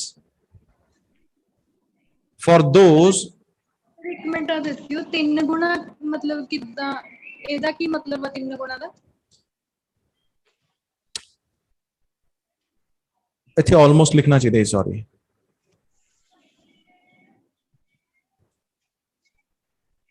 ਇੱਥੇ ਅਰਾਊਂਡ ਨਹੀਂ ਆਣਾ ਇੱਥੇ, ਕਿਉਂਕਿ ਸਾਨੂੰ ਪਤਾ ਹੈ ਸਪੈਸੀਫਿਕਲੀ 15% ਹੈ, ਇੱਥੇ ਨਹੀਂ ਆਣਾ, ਇੱਥੇ ਆਣਾ ਟ੍ਰਿਪਲਡ। ਹੁਣ 15 ਨੂੰ ਜੇ ਆਪਾਂ 3 ਨਾਲ ਮਲਟੀਪਲਾਈ ਕਰੀਏ ਤਾਂ ਉਹ ਕਿੰਨਾ ਹੋ ਜਾਂਦਾ ਹੈ, 45। ਹਾਂ, ਇੱਥੇ ਆਪਾਂ ਨੂੰ ਐਗਜ਼ੈਕਟਲੀ ਨਹੀਂ ਲਿਖਣਾ ਚਾਹੀਦਾ, ਆਲਮੋਸਟ ਲਿਖਣਾ ਚਾਹੀਦਾ, ਇੱਥੇ ਨਹੀਂ ਲਿਖਣਾ ਆਪਾਂ। क्लियर हो गया ये डाउट क्लियर हो गया? हाँ जी सर, ठीक है। ओके, नेक्स्ट ਹੁਣ ਆਪਾਂ ਕਿਉਂਕਿ ਇਹ ਦੋਨੋਂ ਵੈਲਿਊਜ਼ ਸੇਮ ਸੀਗੀਆਂ 30 ਆਪਾਂ ਚੈੱਕ ਕੀਤਾ, there were also considerable increases of approximately 30%, ਔਰ ਮੈਂ ਇਹਨੂੰ ਤੁਸੀਂ ਬ੍ਰੈਕਟਸ ਵੀ ਲਿਖ ਸਕਦਾ ਇਨ ਕੇਸ ਲਿਖਣਾ ਹੈ ਤਾਂ, ਮੈਂ ਇਹਨੂੰ ਕਾਮਾ 'ਚ ਲਿਖਿਆ, ਏਦਾਂ ਵੀ ਲਿਖ ਸਕਦਾ। So there were also considerable increases, considerable ਹੁੰਦਾ ਕਾਫੀ, ਕਿਉਂਕਿ ਇਹ ਸਭ ਤੋਂ ਵੱਡਾ ਇਨਕਰੀਜ਼ ਸੀਗਾ। So there were also considerable increases for those with a high school diploma or an unfinished college education, 30% of approximate 30%। So ਜਿਹੜੇ ਜਿਨ੍ਹਾਂ ਕੋ ਹਾਈ ਸਕੂਲ ਡਿਪਲੋਮਾ ਸੀ ਜਾਂ ਜਿਨ੍ਹਾਂ ਨੇ ਕਾਲਜ ਫਿਨਿਸ਼ ਨਹੀਂ ਕੀਤਾ, ਉਹਨਾਂ ਦੇ ਵਿੱਚ 30% ਇਨਕਰੀਜ਼ ਹੋਇਆ ਸੀਗਾ, reaching 65% and 80% respectively in 2010। ਤੇ ਇਹ 65% ਤੇ 80% ਹੋ ਗਏ ਸੀ 2010 ਦੇ ਵਿੱਚ ਰਿਸਪੈਕਟਿਵਲੀ, ਇਸ ਕਰਕੇ ਕਿਉਂਕਿ ਆਪਾਂ ਹਾਈ ਸਕੂਲ ਡਿਪਲੋਮਾ ਦੀ ਪਹਿਲੀ ਵੈਲਿਊ ਹੈ 65 ਤੇ ਅਨਫਿਨਿਸ਼ਡ ਕਾਲਜ ਐਜੂਕੇਸ਼ਨ ਦੀ ਦੂਜੀ। ਹੁਣ ਇਹਦੇ ਵਿੱਚ ਆਪਾਂ ਸਟਾਰਟਿੰਗ ਵੈਲਿਊਜ਼ ਨਹੀਂ ਦੱਸੀਆਂ, ਬਿਲਕੁਲ ਨਹੀਂ ਦੱਸੀਆਂ, ਜ਼ਰੂਰਤ ਵੀ ਨਹੀਂ ਹੈ, ਕਿਉਂਕਿ ਆਪਾਂ ਐਂਡਿੰਗ ਦੀ ਵੈਲਿਊ ਦੱਸਦੀ ਹੈ। ਐਂਡਿੰਗ ਵੈਲਿਊ ਇਹ 65 ਹੈ ਤੇ ਇਹ 80 ਹੈ, ਤੇ ਨਾਲ ਇਹ ਵੀ ਦੱਸਦਾ ਹੈ ਕਿ ਦੋਨਾਂ 'ਚ 30% ਇਨਕਰੀਜ਼ ਹੋਇਆ। ਕੱਲ ਵੀ ਆਪਾਂ ਇਦਾਂ ਇੱਕ ਆਨਸਰ ਕੀਤਾ ਸੀ। there were also considerable increase, ਇਹ ਵਾਲੀ ਲਾਈਨ ਦੁਬਾਰਾ ਜੇ ਤੁਸੀਂ ਇੱਥੇ ਵਾਸ ਲਿਖਣਾ ਹੈ ਤੇ ਇੱਥੇ ਇਨਕਰੀਜ਼ ਆਏਗਾ, there was also considerable increase, but ਜੇ ਆਪਾਂ ਦੋ ਵੈਲਿਊਜ਼ ਦੱਸ ਰਹੇ ਹਾਂ ਤਾਂ ਆਪਾਂ there were also considerable increases ਲਿਖ ਰਹੇ ਹਾਂ of approximately 30%। ਇਹ ਐਕਸਟਰਾ ਇਨਫੋਰਮੇਸ਼ਨ ਹੈ ਕਿ ਕਿੰਨਾ ਇਨਕਰੀਜ਼ ਹੈ। So ਜਿਹੜਾ sentence I mean there were also considerable increases for those with a high school diploma or an unfinished college education, reaching 65% and 80% respectively in 2010। ਪਹਿਲਾਂ ਕੰਪਲੀਟ ਕਰ ਲਓ ਪੂਰਾ ਸਾਰਾ। ਜਿਹੜਾ ਕੰਸੀਡਰੇਬਲ ਇਨਕਰੀਜ਼ ਆ ਇਹਨੂੰ ਆਪਾਂ ਕਿੱਦਾਂ ਦੇਖਣਾ ਹੁੰਦਾ, ਇਹ ਕਿੱਦਾਂ ਪਤਾ ਲੱਗਦਾ ਕਿਹੜਾ ਵੱਡਾ ਆ? ਮਤਲਬ ਇਦਾਂ ਤਾਂ ਫਿਰ ਇਹਨਾਂ ਸਾਰਿਆਂ ਦੇ ਵਿੱਚ ਇਨਕਰੀਜ਼ ਹੈਗਾ ਹੀ ਆ। ਤੁਹਾਨੂੰ ਕੀ ਲੱਗਦਾ ਸਭ ਤੋਂ ਵੱਡਾ ਕਿਹੜਾ ਹੈ? ਸਰ ਆ ਕਾਲਜ ਵਾਲਾ ਨੇ? ਕੱਲਾ ਕਾਲਜ ਵਾਲਾ? ਸਰ ਹਾਂਜੀ ਇਹੀ ਨਹੀਂ ਪਤਾ ਹੈ, ਦੱਸਿਓ ਕਿੱਦਾਂ ਇਹਨੂੰ ਕਰਨਾ। ਤੁਸੀਂ ਇਹਨਾਂ ਤਿੰਨਾਂ ਚੋਂ ਦੱਸੋ ਸਭ ਤੋਂ ਵੱਡਾ ਇਨਕਰੀਜ਼ ਕਿਹੜਾ ਹੈ? ਸਭ ਤੋਂ ਪਹਿਲਾਂ ਆਪਾਂ ਸਮਝਦੇ ਹਾਂ ਇਨਕਰੀਜ਼ ਦਾ ਮਤਲਬ ਕੀ ਹੁੰਦਾ ਹੈ। ਇਨਕਰੀਜ਼ ਦਾ ਮਤਲਬ ਕੀ ਹੁੰਦਾ ਹੈ? ਵਧਣਾ।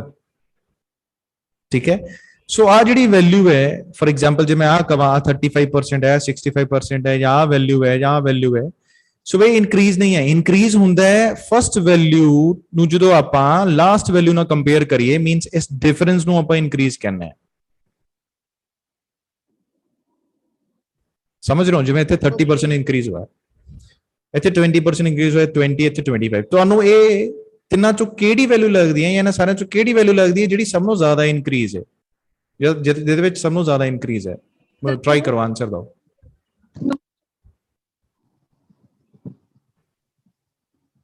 ਉਹਦੇ ਵਿੱਚ ਹੀ ਨਹੀਂ ਸਰ, ਆ ਦੋ ਆ, ਹਾਈ ਸਕੂਲ ਤੇ ਕਾਲਜ ਵਿੱਚ। ਹਾਂ, ਇਸ ਕਰਕੇ ਆਪਾਂ ਇਹਦੇ ਨਾਲ ਕੰਸੀਡਰੇਬਲ ਇਨਕਰੀਜ਼ ਲਿਖਿਆ ਹੈ। 30% ਇਨਕਰੀਜ਼ ਹੋਈ ਸਰ, ਬਾਕੀ ਦੋਨਾਂ ਚ 30% ਇਨਕਰੀਜ਼ ਹੋਈ ਨਾ, ਇਸ ਕਰਕੇ ਆਪਾਂ ਇਹਨਾਂ ਵਰਡ ਕੰਸੀਡਰੇਬਲ ਲਿਖਿਆ ਹੈ। ਕੰਸੀਡਰੇਬਲ ਮਤਲਬ ਕਾਫੀ। ਓਕੇ। ਕੰਸੀਡਰੇਬਲ ਅਗੇਨ ਇੱਕ ਸਿਨੋਨਿਮ ਹੈ ਸਿਗਨੀਫੀਕੈਂਟ ਦਾ। ਕਿਹਦਾ? ਸਿਗਨੀਫੀਕੈਂਟ ਦਾ। ਉਹ ਆਪਾਂ ਆਲਰੇਡੀ ਵਰਡ ਯੂਜ਼ ਕਰ ਚੁੱਕੇ ਨਾ। So is karke there were also considerable increases of approximately 30% for those with a high school diploma or an unfinished college education, reaching 65% and 80% respectively in 2010. So ek kithe pahunch gaya itthe. 20% rise was also witnessed in the level of ownership in graduates and postgraduates in 2010 as compared to that in 2002. So 20% rise we witness ਕੀਤਾ ਗਿਆ। ਇੱਥੇ ਇੱਕ word ਮੈਂ use ਕੀਤਾ also, ਮਤਲਬ ਇੱਥੇ ਵੀ increase ਹੋਇਆ, but ਕਿੰਨਾ ਹੋਇਆ? 20%. So 20% rise was also witnessed in the level of ownership in graduates and postgraduates in 2010. 2010 ਦੇ ਵਿੱਚ 20% rise ਇਹਨਾਂ 'ਚ ਵੀ witness ਹੋਇਆ ਹੈ ਦੋਨਾਂ 'ਚ, as compared to that in 2002. ਜੇ ਆਪਾਂ 2002 ਦੀ ਵੈਲਿਊ ਨਾਲ ਕੰਪੇਅਰ ਕਰੀਏ ਉਸ ਬੇਸ ਤੇ, ठीक है। So that मतलब level of ownership. So level of ownership 20% increase with 20% rise witness ਕੀਤਾ ਗਿਆ level of ownership ਦੇ ਵਿੱਚ ਇਹਨਾਂ ਦੋਨਾਂ ਦੇ ਵਿੱਚ 2010 ਦੇ ਵਿੱਚ as compared to ਇਹਨਾਂ ਦੀ level of ownership in 2002 ਦੇ ਵਿੱਚ। ਮਤਲਬ ਉੱਥੇ ਦੁਬਾਰਾ ਆਪਾਂ level of ownership ਨਹੀਂ ਲਿਖਿਆ, but that ਲਿਖਤਾ ਹੈ। ਸੋ ਉਹਦਾ ਰੈਫਰੈਂਸ ਲਈ ਹੈ। ਹੁਣ ਇੱਕ ਪੋਰਸ਼ਨ ਜੋ ਮੈਂ ਸਪੈਸੀਫਾਈ ਅਲੱਗ ਕੀਤਾ ਹੈ, however the greatest level of computer ownership was with post graduates. ਸਭ ਤੋਂ ਵੱਡੀ ਲੈਵਲ ਆਫ ਕੰਪਿਊਟਰ ਓਨਰਸ਼ਿਪ ਜਿਹੜੀ ਸੀਗੀ ਨਾ, ਉਹ ਪੋਸਟ ਗ੍ਰੈਜੂਏਟਸ ਦੇ ਨਾਲ ਸੀ, ਜਾਂ ਪੋਸਟ ਗ੍ਰੈਜੂਏਟਸ ਦੇ ਕੋਲ ਸੀ। ਇਸ ਕਰਕੇ ਆਪਾਂ ਇਸ ਪਾਰਟ ਜਿਹੜਾ ਹੈ ਉਹਨੂੰ ਹਾਈਲਾਈਟ ਕੀਤਾ ਸਪੈਸੀਫਿਕਲੀ ਅਲੱਗ। ਨੈਕਸਟ ਚੈੱਕ ਕਰਦੇ ਹਾਂ।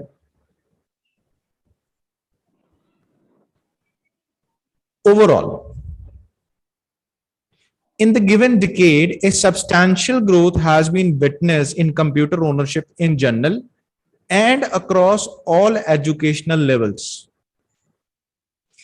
Overall, in general, भी सानू substantial growth मिली है। Substantial दा मतलब भी significant होंदा है, एक और synonym आ गया। So substantial growth, significant growth सानू in the given decade, sorry, almost a given decade नहीं, sorry इतने गलत लिख हो गया, मैंने लगा एक decade है। in the given 8 years, कितने years? 8 years. Overall, in the given 8 years, a substantial growth has been seen in computer ownership in general and across all educational levels. Higher level of education also correspond to more probability of computer ownership. ਇਹਦਾ ਕੀ ਮਤਲਬ ਹੈ?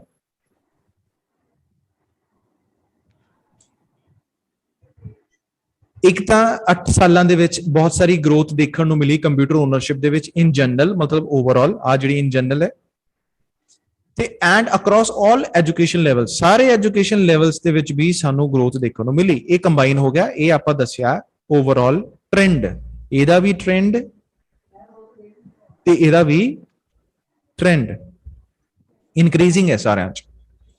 ਇੱਕ part ਜੋ ਆਪਾਂ highlight ਕੀਤਾ ਉਹ ਇਹ ਹੋ ਰਿਹਾ ਹੈ, highest level of education also corresponded to more probability of computer ownership। ਇਹਦਾ ਮਤਲਬ ਕੀ ਹੈ ਕਿ ਜਿੱਦਾਂ ਜਿੱਦਾਂ ਐਜੂਕੇਸ਼ਨ ਲੈਵਲ ਵਧਿਆ ਹੈ, no high school diploma, high school graduate, college incomplete, ਫਿਰ bachelor's degree, ਫਿਰ post graduate degree, so ਜਿੱਦਾਂ ਜਿੱਦਾਂ ਲੈਵਲ ਆਫ ਐਜੂਕੇਸ਼ਨ ਵੱਧਦਾ ਗਿਆ ਹੈ ਉਸੇ ਹੀ ਤਰ੍ਹਾਂ ਕੰਪਿਊਟਰ ਓਨਰਸ਼ਿਪ ਦੀ ਪ੍ਰੋਬੇਬਿਲਿਟੀ ਵੀ ਵੱਧਦੀ ਗਈ ਹੈ, ਮੀਨਸ ਕੰਪਿਊਟਰ ਓਨਰਸ਼ਿਪ ਵੀ ਵੱਧਦੀ ਗਈ ਹੈ।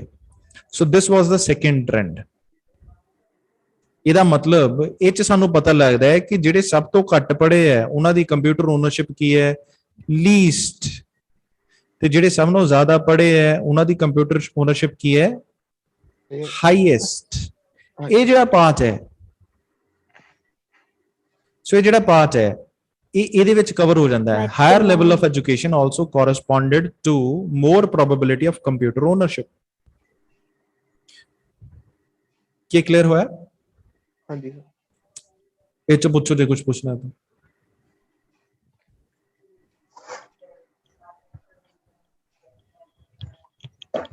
ਆ ਪਤਾ ਲੱਗ ਗਿਆ ਨਾ ਕਿ ਇਹ ਟ੍ਰੈਂਡ ਓਵਰਆਲ ਵੀ ਇਨਕਰੀਜ਼ ਹੋਇਆ, ਐਜੂਕੇਸ਼ਨ ਲੈਵਲ ਦੇ ਵਿੱਚ ਵੀ ਜਿੰਨੇ ਸੀਗੇ ਉਹ ਚ ਵੀ ਇਨਕਰੀਜ਼ ਹੋਇਆ। ਇੱਕ ਚੀਜ਼ ਜਿਹੜੀ ਮੈਂ ਹੋਰ ਮੈਂਸ਼ਨ ਕੀਤੀ ਕਿ ਜਿੱਦਾਂ ਜਿੱਦਾਂ ਐਜੂਕੇਸ਼ਨ ਲੈਵਲ ਵਧਿਆ ਉਸੇ ਤਰ੍ਹਾਂ ਕੰਪਿਊਟਰ ਓਨਰਸ਼ਿਪ ਵੀ ਕੀ ਹੋਈ ਹੈ, ਇਨਕਰੀਜ਼ ਹੋਈ ਹੈ। ਸੋ ਜੇ ਜਿੱਦਾਂ ਜਿੱਦਾਂ ਜਿਹਦਾ ਐਜੂਕੇਸ਼ਨ ਲੈਵਲ ਹਾਇਰ ਹੈ ਉਨੇ ਹੀ ਕੰਪਿਊਟਰਸ ਦੀ ਪ੍ਰੋਬੇਬਿਲਿਟੀ ਵੀ ਉਹਨਾਂ ਕੋਲ ਜ਼ਿਆਦਾ ਹੈ ਤੇ ਉਹਨਾਂ ਕੋਲ ਹੋਏਗਾ। ਫॉर एग्जांपल ਜੇ ਪੋਸਟ ਗ੍ਰੈਜੂਏਟ ਹੈ ਤੇ 10 ਜਣੇ ਬੈਠੇ ਆ ਤੇ ਜੇ ਮੈਂ ਪੁੱਛਾਂ ਤਾਂ 90% ਚਾਂਸ ਹੈ ਕਿ ਉਹ ਕਹੂਗੇ ਕਿ ਹਾਂ ਵੀ ਸਾਡੇ ਕੋਲ ਕੰਪਿਊਟਰ ਹੈਗਾ। ਬਟ ਜੇ ਨੋ ਹਾਈ ਸਕੂਲ ਡਿਪਲੋਮਾ ਵਾਲੇ ਜੇ ਲੈਟਸ ਸਪੋਜ਼ 10 ਜਣੇ ਬੈਠੇ ਆ ਤੇ ਮੈਂ ਉਹਨਾਂ ਨੂੰ ਪੁੱਛਾਂ ਕਿ ਤੁਹਾਡੇ ਕੋਲ ਕੰਪਿਊਟਰ ਹੈਗਾ ਤਾਂ ਮੋਸਟ ਲਾਈਕਲੀ ਸਿਰਫ 4 ਜਣੇ ਹੀ ਆਨਸਰ ਦੋਗੇ ਕਿ ਹਾਂ ਮੇਰੇ ਕੋਲ ਕੰਪਿਊਟਰ ਹੈਗਾ। ਸੋ ਜੇ ਆਪਾਂ ਇਹਨੂੰ ਕੰਬਾਈਨ ਕਰੀਏ, ਦਿਸ ਇਜ਼ ਯਰ ਆਨਸਰ। ਆਪਾਂ ਜੋ ਚੇਂजेस ਕਰਨੇ ਇੱਥੇ ਜੋ ਮੇਰੇ ਗਲਤ ਹੋਏ ਸੀ, ਇੱਥੇ ਓਨਲੀ 15% ਆਣਾ ਹੈ ਤੇ ਇੱਥੇ ਹੈਡ ਆਲਮੋਸਟ ਵਰਡ ਇੱਥੇ ਆਣਾ। ਇਹਨੂੰ ਇੱਕ ਕਰੈਕਟ ਕਰਨਾ ਆਪਾਂ। ਇੱਥੇ ਆਪਾਂ ਕੀ ਲਿਖਣਾ ਹੈ, in detail how much proportion। so overall which in the given decade। अच्छा जी, in the given decade लिखोगे ऐसे kan, in the given 8 years। so in the given period भी तुसी लिख सकते हो, ठीक है, ऐदा भी लिख सकते in the given period, in the given 8 years ऐदा भी लिख सकते। okay, ਸੋ ਹੁਣ ਇਹ ਇੱਕ ਸਟੈਂਡਰਡ ਆਨਸਰ ਹੈ ਜੋ ਕਿ ਤੁਹਾਨੂੰ ਕਾਫੀ ਵਧੀਆ ਮਾਰਕਸ ਦਿਲਵਾ ਸਕਦਾ ਹੈ। ਪਹਿਲਾਂ ਮੈਨੂੰ ਦੱਸੋ ਇਹ ਚ ਕੋਈ ਡਾਊਟ ਹੈ ਜਾਂ ਕੋਈ ਕਨਫਿਊਜ਼ਨ ਹੈ, ਪਹਿਲਾਂ ਇਹ ਪੁੱਛ ਲਓ। ਸਰ ਓਵਰਆਲ ਚ ਜਿੱਦਾਂ ਕਿ ਜਿਹੜੇ ਫਸਟ ਈਅਰ ਆ ਉਹਨਾਂ ਨੇ ਘੱਟ ਯੂਜ਼ ਕੀਤਾ, ਨੈਕਸਟ ਈਅਰ ਉਹਨਾਂ ਨੇ ਜ਼ਿਆਦਾ ਕੰਪਿਊਟਰ ਯੂਜ਼ ਕੀਤਾ, ਫਿਰ ਉਹ ਵੀ ਮੈਂਸ਼ਨ ਕਰ ਸਕਦੇ ਹਾਂ ਅਸੀਂ?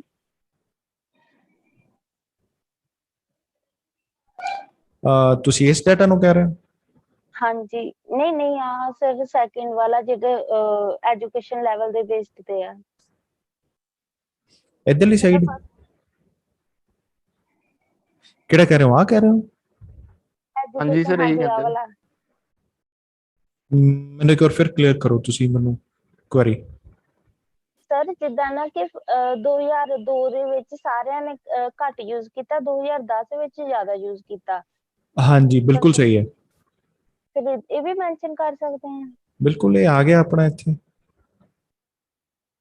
A substantial growth has been seen in the computer ownership in general and across all education levels। So ਜਦੋਂ ਆਪਾਂ ਏਦਾਂ ਕਹੀਏ ਕਿ ਬੇਸਿਕਲੀ ਇਹੀ ਹੈ, ਗਰੋਥ ਹੀ ਹੈ all education levels ਵਿੱਚ growth, ਬਿਲਕੁਲ ਇਹ ਵਿੱਚੋਂ ਕਵਰ ਹੋ ਗਿਆ। ਹਾਂਜੀ, ਪਹਿਲਾਂ ਮੈਨੂੰ ਡਾਊਟ ਹੋ ਗਿਆ ਸੀ, ਮੈਂ ਸੋਚਦੀ ਪਈ ਸੀ। ਓਕੇ, ਹੋਰ ਪੁੱਛੋ। ਹਾਂਜੀ, ਕਿ ਦੇਖ ਕੇ ਤੁਹਾਡੀ ਆਵਾਜ਼ ਕਲੀਅਰ ਨਹੀਂ ਹੈ ਸਰ। ਮੈਂ ਇਹ ਪੁੱਛ ਰਹੀ ਹਾਂ ਜਿੱਦਾਂ ਕਿ ਹੈਜ਼ ਬੀਨ ਲਿਖਿਆ ਹੋਇਆ ਤੁਸੀਂ ਉਹਦੇ ਵਿੱਚ, ਗਰੋਥ ਹੈਜ਼ ਬੀਨ ਸੀਨ, ਮਤਲਬ ਕਿ ਦੇਖੀ ਜਾ ਚੁੱਕੀ ਹੈ, ਇਹਦਾ ਮਤਲਬ ਇਹ ਬਣਦਾ ਨਾ ਸਬਸਟੈਂਸ਼ੀਅਲ ਗਰੋਥ ਦੇਖੀ ਜਾ ਚੁੱਕੀ ਆ, ਹੈਡ ਇਦਾਂ ਆਣਾ, ਬਣਦਾ ਇਹਦਾ ਹੈਡ ਆਣਾ ਬਿਲਕੁਲ ਇੱਥੇ ਕੀ ਆਣਾ, the substantial growth has been seen, had been seen। Sir had been seen ਵੀ ਉਹੀ ਹੋ ਗਿਆ ਕਿ ਦੇਖੀ ਜਾ ਚੁੱਕੀ ਸੀ।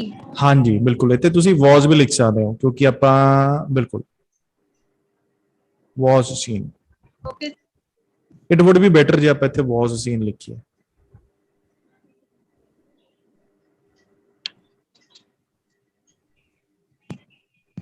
ठीक है, ये भी इंपॉर्टेंट है। Overall, in the given 8 years, a substantial growth was seen in computer ownership in general and across all education levels। बिल्कुल इत्थे की यूज होना है was, इनु present च लिखता है आपा, ठीक है, इनु past च लिखना है। The higher level of education also correspond या was also corresponded to more probability of computer ownership। पहले मैंने दसो सारा समझ भी आ रहा है कि नहीं? ਹਾਂਜੀ ਹਾਂਜੀ ਸਰ ਕਲੀਅਰ ਆ। ठीक है, ਆ ਫਸਟ ਪਾਰਟ ਕਲੀਅਰ ਹੋ ਗਿਆ। ਆਪਾਂ ਨੂੰ ਕਿੱਦਾਂ ਮੈਂਸ਼ਨ ਕੀਤਾ ਹੈ, ਸਟਾਰਟਿੰਗ ਦੇ ਵੇਲੇ ਦੱਸੀ, ਫਿਰ ਆਪਾਂ ਦੱਸਤਾ ਗਰੋਥ, ਦੈਨ ਆਪਾਂ ਫਿਰ ਡਿਫਾਈਨ ਕੀਤਾ ਵੀ ਕਿੰਨੇ ਹੋ ਗਏ ਸੀ।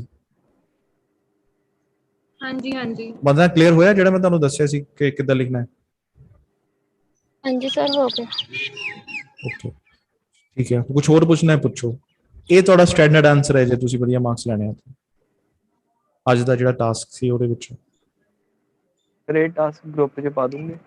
हाँ जी डेफिनेटली पा दूंगा, ठीक है। नेक्स्ट आप चेक करना है how to write different sentence structures. जिवें यशमीत ने कहा सी कल कि आप थोड़े जे होर टास्क्स करने, पहले मैंने थोड़ा जिहा फीडबैक दिओ तुहानूं टास्क जिहड़ा मैं हुण समझाया है उह च थोड़ी क्लैरिटी हुई, ज्यादा क्लैरिटी हुई कि एकदम क्लियर हो गया कि किद्दां करना की नहीं करना? थर्ड वाला सर एकदम क्लियर हो गया। हाँ जी एकदम क्लियर हो गया। अच्छा, ਤੇ ਹੁਣ ਇੱਕ ਮੈਂ ਚੀਜ਼ ਕਰਨ ਨੂੰ ਪੁੱਛਣਾ ਚਾਹੁੰਦਾ, ਤੁਸੀਂ ਸਮਝ ਪਾਏ ਮੈਂ ਆਹ ਤੁਹਾਨੂੰ ਕੀ ਦੱਸ ਰਿਹਾ ਸੀ ਜਦੋਂ ਮੈਂ ਤੁਹਾਡਾ ਟਾਸਕ ਚੈੱਕ ਕੀਤਾ ਕਿ ਤੁਸੀਂ ਕੀ ਨਹੀਂ ਕੰਬਾਈਨ ਕੀਤਾ? ਹਾਂਜੀ ਸਰ ਹਾਂਜੀ। ਮੈਨੂੰ ਸਹੀ ਦੱਸੋ, ਕਿਉਂਕਿ ਤੁਸੀਂ ਬਾਕੀ ਸਭ ਠੀਕ ਲਿਆ ਸੀ, ਮੈਂ ਕਿਉਂ ਕਿਹਾ ਸੀ ਇਹ ਚ ਮਾਰਕਸ ਇਹਨੇ ਨਹੀਂ ਮਿਲਣੇ, ਕਿਉਂਕਿ ਤੁਸੀਂ ਆ ਜਿਹੜੇ ਆਹ ਜਿਹੜੀਆਂ ਪੋਰਸ਼ਨ ਸੀ ਲਾਸਟ ਵਾਲੀ ਸਰ ਲਾਸਟ ਵਾਲੀ ਵੈਲਿਊ ਨਹੀਂ ਮੈਂ ਮੈਂਸ਼ਨ ਕੀਤੀ ਸੀ ਓਵਰਆਲ। ਹਾਂ ਇੱਕ ਬਿਲਕੁਲ ਇਹ ਵੀ, ਤੇ ਮੈਂ ਚਾਹੁੰਦਾ ਸੀ ਕਿ ਤੁਸੀਂ ਇਹਦੇ ਗਰੁੱਪਸ ਬਣਾਓ ਜੋ ਕਿ ਤੁਸੀਂ ਨਹੀਂ ਬਣਾ ਪਾਏ ਸਿਮਿਲੈਰਿਟੀਜ਼ ਦੇ ਬੇਸ ਤੇ। ਠੀਕ ਆ ਸਰ। ਤੁਸੀਂ ਅਲੱਗ-ਅਲੱਗ ਕਰਤਾ ਵੀ, ਅਲੱਗ ਕਰਤਾ ਵੀ, ਅਲੱਗ ਕਰਤਾ ਵੀ, ਅਲੱਗ ਕਰਤਾ ਵੀ, ਕਰਤਾ ਸਾਰੇ ਮਤਲਬ ਅਲੱਗ-ਅਲੱਗ ਕਰਤੇ ਤੁਸੀਂ, ਕੱਲੀ ਵੈਲਿਊ ਨੂੰ ਡਿਫਾਈਨ ਕਰਤਾ। ਉਹ ਮੇਰੇ ਖਿਆਲ ਨਾਲ ਜੇ ਤੁਸੀਂ ਕਿੰਨਾ ਵੀ ਉਹਨੂੰ ਬੈਟਰ ਲਿਖਣ ਦੀ ਕੋਸ਼ਿਸ਼ ਕਰੋ, ਸਿਨੋਨਿਮਸ ਲਿਖ ਕੇ ਜਾਂ ਵੋਕੈਬਲਰੀ ਯੂਜ਼ ਕਰਕੇ, ਮੋਸਟ ਲਾਈਕਲੀ ਵੱਧ ਤੋਂ ਵੱਧ ਤੁਹਾਨੂੰ 6 ਬੈਂਡ ਹੁਣ ਕੇਸ ਮਿਲ ਸਕਦਾ। ਸੋ ਥੋੜਾ ਜਿਹਾ ਹੋਰ ਆਪਾਂ ਉਹਨੂੰ ਵਧੀਆ ਬਣਾਉਣਾ ਹੈ ਟਾਸਕ ਅਚੀਵਮੈਂਟ ਦੇ ਬੇਸ ਤੇ ਆਪਾਂ ਨੂੰ ਹੋਰ ਥੋੜਾ ਸਰ ਹੁਣ ਮੈਂ ਕੰਬਾਈਨ ਕਰਕੇ ਲਿਖ ਦਿਆ ਕਰੂੰਗਾ, ਕੰਬਾਈਨ ਕਰਕੇ। ਆਈ ਹੋਪ ਤੁਹਾਨੂੰ ਮੈਂ ਐਗਜ਼ੈਕਟਲੀ ਦੱਸ ਪਾਇਆ ਕਿ ਮੈਂ ਤੁਹਾਨੂੰ ਕੀ ਐਕਸਪੈਕਟ ਕਰ ਰਿਹਾ। ਹਾਂਜੀ ਸਰ ਹਾਂਜੀ ਠੀਕ ਹੈ okay. So how to write different sentences, sentence structures? ਇਹਦੇ ਵਿੱਚ ਜਨਰਲੀ ਜਦੋਂ ਵੀ ਆਪਾਂ ਲਿਖਦੇ ਨਾ ਕੋਈ ਵੀ ਸੈਂਟੈਂਸ ਲਿਖਣਾ ਹੋਵੇ, ਮੈਂ ਰਿਕਮੈਂਡ ਕਰਦਾ ਇੱਕ ਤਾਂ ਸਿੰਪਲ ਪੋਰਸ਼ਨ ਹੁੰਦਾ ਹੈ ਜਿਹਨੂੰ ਆਪ ਇੱਕ ਐਕਟਿਵ ਹੁੰਦਾ ਹੈ। ਕੋਈ ਵੀ ਸੈਂਟੈਂਸ ਲਿਖਣਾ ਹੈ ਉਹ ਚ ਐਕਟਿਵ ਆ ਗਿਆ, ਮੋਰੇ ਸਬਜੈਕਟ ਆ ਗਿਆ, ਫਿਰ ਵਰਬ ਆ ਗਿਆ, ਫਿਰ ਆਬਜੈਕਟ ਆ ਗਿਆ, ਤੇ ਸਬਜੈਕਟ ਕੀ ਹੁੰਦਾ ਹੈ?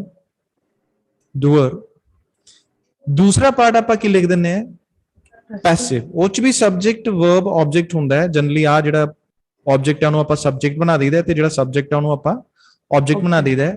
ਠੀਕ ਹੈ, ਇੱਥੇ ਵਰਬ ਦੀ ਥਰਡ ਫਾਰਮ ਆਉਂਦੀ ਹੈ, ਨਾਲ ਹੈਲਪਿੰਗ ਵਰਬ ਆਉਂਦਾ ਹੈ, ਇੱਕ ਹੀ ਪੋਰਸ਼ਨ ਹੁੰਦਾ ਹੈ। ਤੇ ਇਹਦੇ ਵਿੱਚ ਜਿਹੜਾ ਸਬਜੈਕਟ ਹੁੰਦਾ ਹੈ ਐਕਚੁਅਲੀ ਕੀ ਹੁੰਦਾ ਹੈ?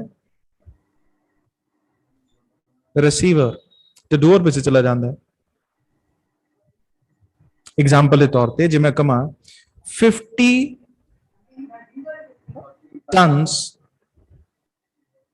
of, let's see की लई है 50 tons of fish was, या ये पैसिव बन गया। पैसिव तो पहले मैं एक्टिव बनाना चाहता सी, सो एक्टिव बना। फॉर एग्जांपल यूएसए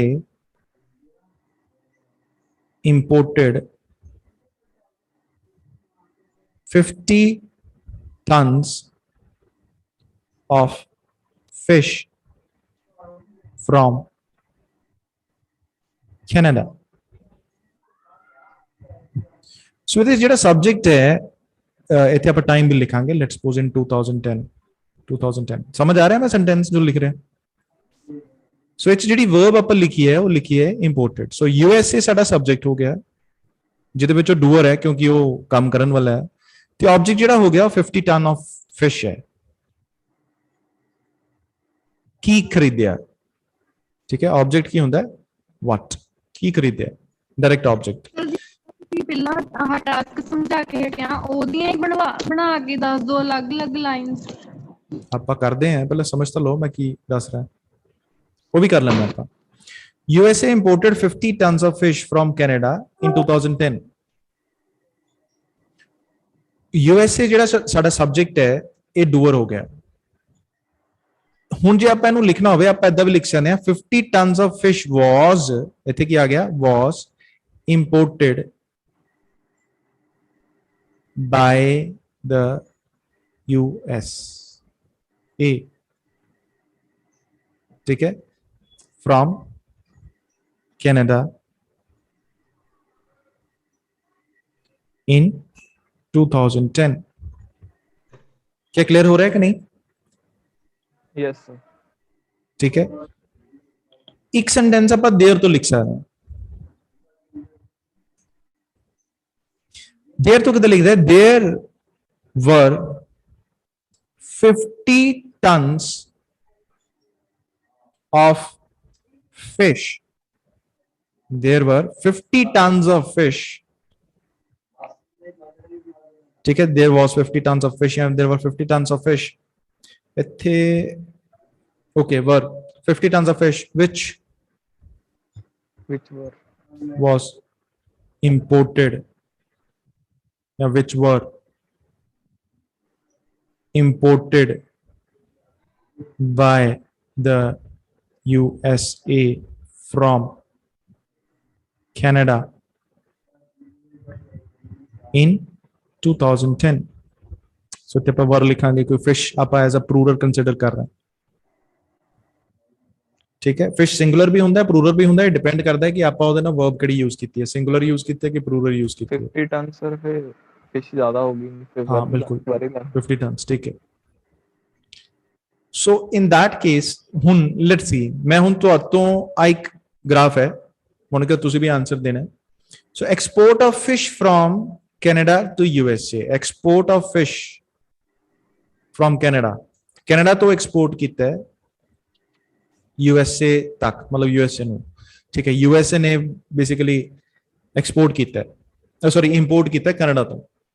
ਹੁਣ ਇੱਕ ਡਾਟਾ ਹੈ ਜਿਹੜਾ ਕਿ 1970 ਦੇ ਵਿੱਚ 20% ਫਿਸ਼ ਸੀਗੀ, ਲੈਟਸ ਸਪੋਜ਼ ਕੋਈ ਵੀ ਡਾਟਾ ਹੈ, ਠੀਕ ਹੈ, ਤੇ ਉਸ ਤੋਂ ਬਾਅਦ ਹੌਲੀ ਹੌਲੀ ਵੱਧ ਕੇ 60% ਫਿਸ਼ ਹੈ ਜਿਹੜੀ ਐਕਸਪੋਰਟ ਕਰਨੀ ਸ਼ੁਰੂ ਕਰਤੀ USA ਨੇ, ਕੈਨੇਡਾ ਸੌਰੀ ਇੰਪੋर्ट ਕਰਨੀ ਸ਼ੁਰੂ ਕਰਤੀ USA ਨੇ ਕੈਨੇਡਾ ਤੋਂ, ਜਾਂ ਕੈਨੇਡਾ ਨੇ ਐਕਸਪੋर्ट ਕਰਨੀ ਸ਼ੁਰੂ ਕਰਤੀ USA ਨੂੰ। ਸੋ ਇਹਨੂੰ ਜੇ ਆਪਾਂ ਦੱਸਣਾ ਹੋਵੇ ਆਪਾਂ ਕਿੱਦਾਂ ਲਿਖਾਂਗੇ? ਸੋ ਤੁਸੀਂ ਕੁਝ ਆਨਸਰਸ ਲਿਖ ਕੇ ਮੈਨੂੰ ਦੱਸੋ, ਲਿਖੋ, ਮੈਂ ਤੁਹਾਨੂੰ ਥੋੜਾ ਜਿਹਾ ਟਾਈਮ ਦੇ ਰਿਹਾ, 5-10 ਮਿੰਟ, 2-3 ਮਿੰਟ ਲਿਖੋ ਸੈਂਟੈਂਸ, ਯਸ਼ਮੀਤ, ਬੰਦਨਾ, ਸਾਰੇ ਲਿਖੋ, ਠੀਕ ਹੈ, ਤੇ ਦੈਨ ਮੈਨੂੰ ਆਨਸਰ ਦਿਓ।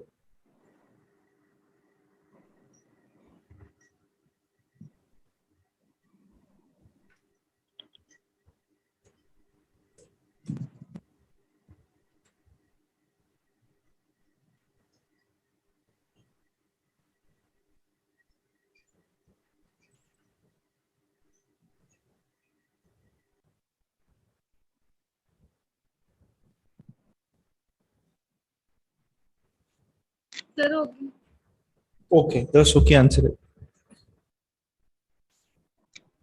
Sir Canada exported 20% fish in 1970।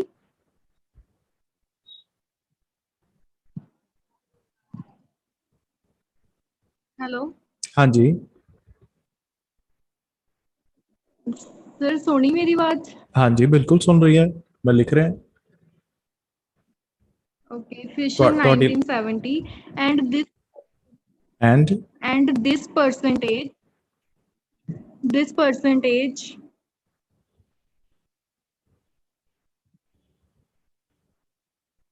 increased steadily to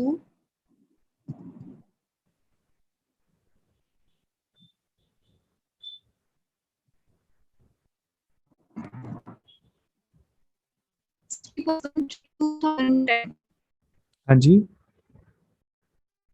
50% in 2010।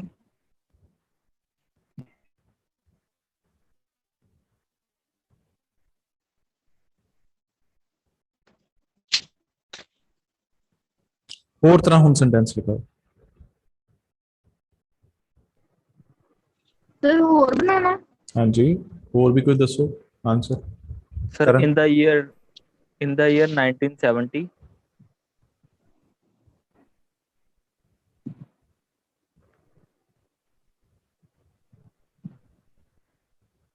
comma sir, 20% fish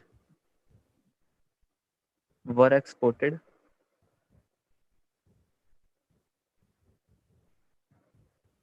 by Canada to US.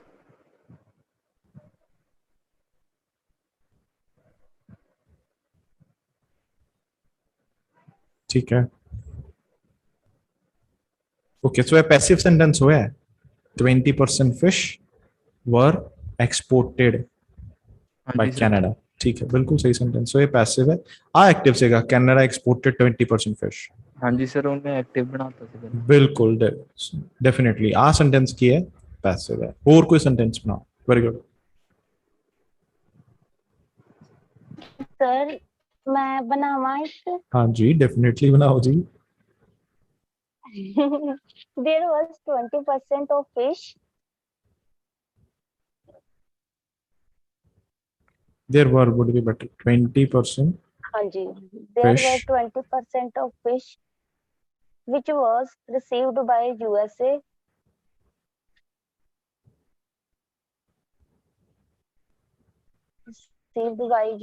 from Canada in the initial year.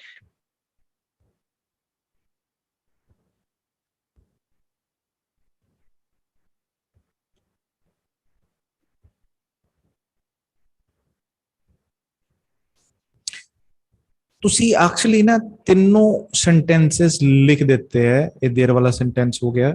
There ਵਾਲਾ ਨਾ ਐਕਟਿਵ ਹੁੰਦਾ ਨਾ ਪੈਸਿਵ ਹੁੰਦਾ, ਯਾਦ ਰੱਖਣਾ ਹੈ। ਵਿਚ ਵਾਲਾ ਜਿਹੜਾ ਹੁੰਦਾ ਹੈ ਇਹਨੂੰ ਆਪਾਂ ਐਕਟਿਵ ਜਾਂ ਪੈਸਿਵ ਬਣਾ ਸਕਦੇ ਹਾਂ। ਵਿਚ ਵਾਲਾ ਜਿਹੜਾ ਸੈਕਿੰਡ ਪਾਰਟ ਹੁੰਦਾ ਹੈ देयर ਵਾਲਾ,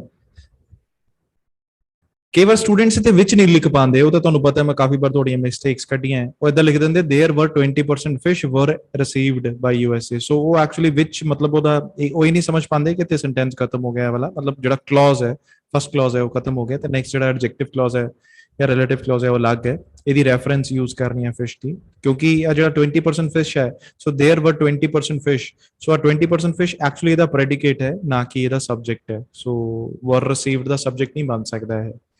चलो एक चीज ये समझनी है। दूसरी, ਤੁਸੀਂ ਇਹ ਦੋਨੋਂ ਤਿੰਨੋਂ ਤਰ੍ਹਾਂ ਦੇ ਸੈਂਟੈਂਸ ਬਣਾਤੇ ਹੈ ਡੈਫੀਨਿਟਲੀ, ਤੇ ਤੁਸੀਂ ਕਾਫੀ ਐਫੀਸ਼ੀਐਂਸੀ ਵੀ ਯੂਜ਼ ਕੀਤੀ ਹੈ ਇਹਦੇ ਵਿੱਚ। ਇੱਕ ਪੋਰਸ਼ਨ ਮੈਂ ਚਾਹੁੰਦਾ ਤੁਸੀਂ ਹੋਰ ਯੂਜ਼ ਕਰੋ ਜਿਹਦੇ ਵਿੱਚ ਆਪਾਂ ਵਰਡ ਵਿਟਨੈਸਡ, ਆਬਜ਼ਰਵਡ ਜਾਂ ਨੋਟਿਸਡ वर्ड यूज करिए। ये तीनों एक तरह यूज हो सकते। मैं बोला कौन बंदना? हाँ जी बिल्कुल जी, बोलो। इधे बोल दी बड़ा लिखिया थोड़ा। The हाँ जी।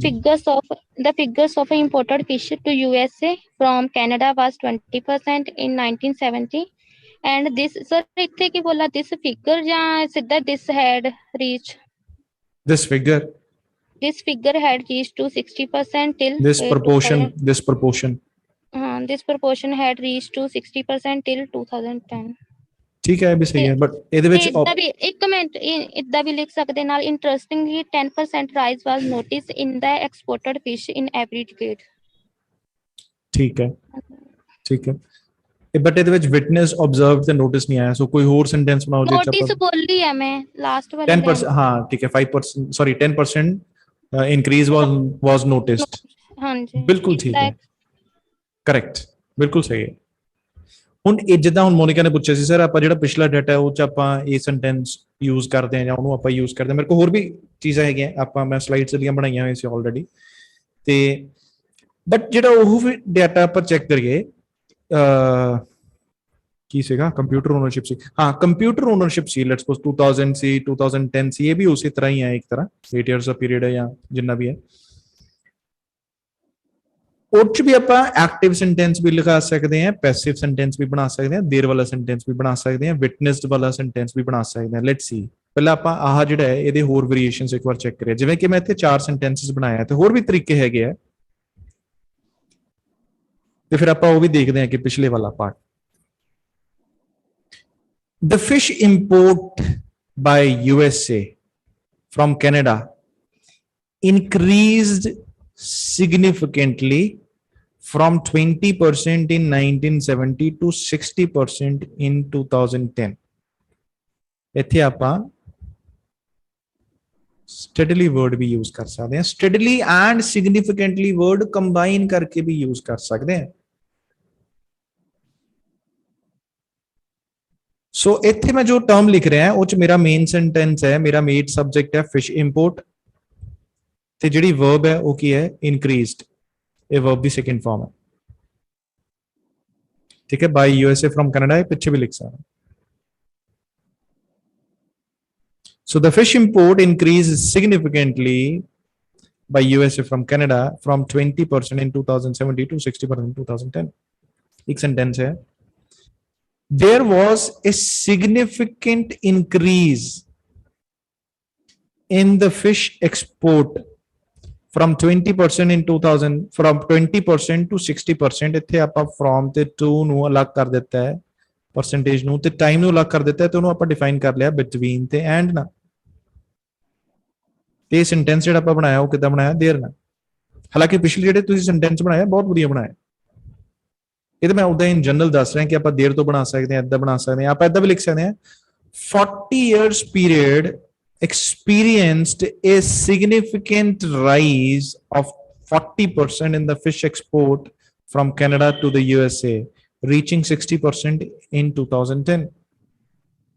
40 ਸਾਲ ਪੀਰੀਅਡ ਦੇ ਵਿੱਚ ਕਾਫੀ ਸਿਗਨੀਫੀਕੈਂਟ ਰਾਈਜ਼, ਇਹ 40 ਸਾਲ ਦੇ ਪੀਰੀਅਡ ਨੇ ਸਿਗਨੀਫੀਕੈਂਟ ਰਾਈਜ਼ ਨੂੰ ਐਕਸਪੀਰੀਅੰਸ ਕੀਤਾ ਹੈ 40% ਦੇ ਫਿਸ਼ ਐਕਸਪੋਰਟ ਦੇ ਵਿੱਚ from Canada to China USA, ਤੇ ਕਿੰਨਾ ਪਹੁੰਚ ਗਿਆ ਇਹ 60% in 2010. ਇੱਥੇ ਕੈਪੀਟਲ ਆਣਾ in the given 4 decades, ਇਹ 40 ਸਾਲ ਸੀਗੇ, 10 20 30 10 20 30 40, a significant rise was witnessed. So आ ਜਿਹੜਾ sentence है ना मैं ਜਿਹੜਾ ਦੱਸ ਰਿਹਾ, ਇਹ significant आप पीछे भी आ सकता है, ਜਿਹੜਾ time period है पीछे भी लिख सकते हैं. A significant rise was witnessed या फिर observed या फिर noticed in the fish import from 20% to 60%.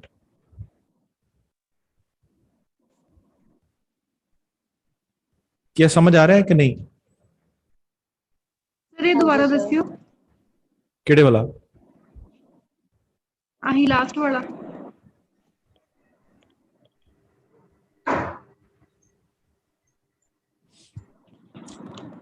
A significant rise was witnessed या observed in the fish import from 20% to 60% in the given 4 decades.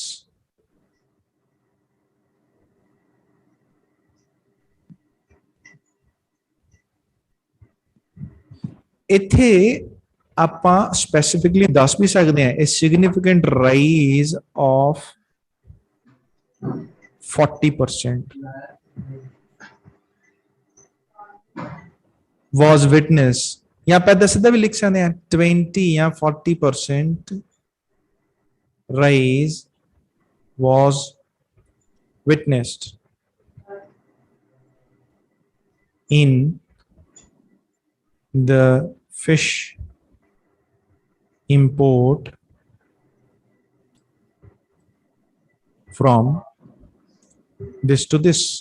ਤੇ ਜੇ ਤੁਸੀਂ ਨੋਟਿਸ ਕਰੋਗੇ, ਜੇ ਮੈਂ ਪਿਛਲੇ ਤੁਹਾਨੂੰ ਸੈਂਟੈਂਸਸ ਦਿਖਾ ਵੀ ਦਵਾਂ, ਆਪਾਂ ਇੱਥੇ ਕੀਤੇ ਸੀਗੇ, ਇੱਥੇ ਦੇਖਦੇ ਹਾਂ, ਤੁਸੀਂ ਦੇਖੋ ਆ ਜਿਹੜਾ ਸੈਂਟੈਂਸ ਹੈ ਇਹ ਮੈਂ ਕਿੱਦਾਂ ਬਣਾਇਆ, देयर ਤੋਂ. ਆ ਵਾਲਾ ਜਿਹੜਾ ਸੈਂਟੈਂਸ ਹੈ ਮੈਂ ਕਿੱਦਾਂ ਬਣਾਇਆ, 20% rise was also witnessed in something in 2010. ਕੀ ਇਹ ਸਮਝ ਪਾ ਰਹੇ ਹੋ ਮੈਂ ਕੀ ਕਹਿ ਰਿਹਾ ਤੁਹਾਨੂੰ?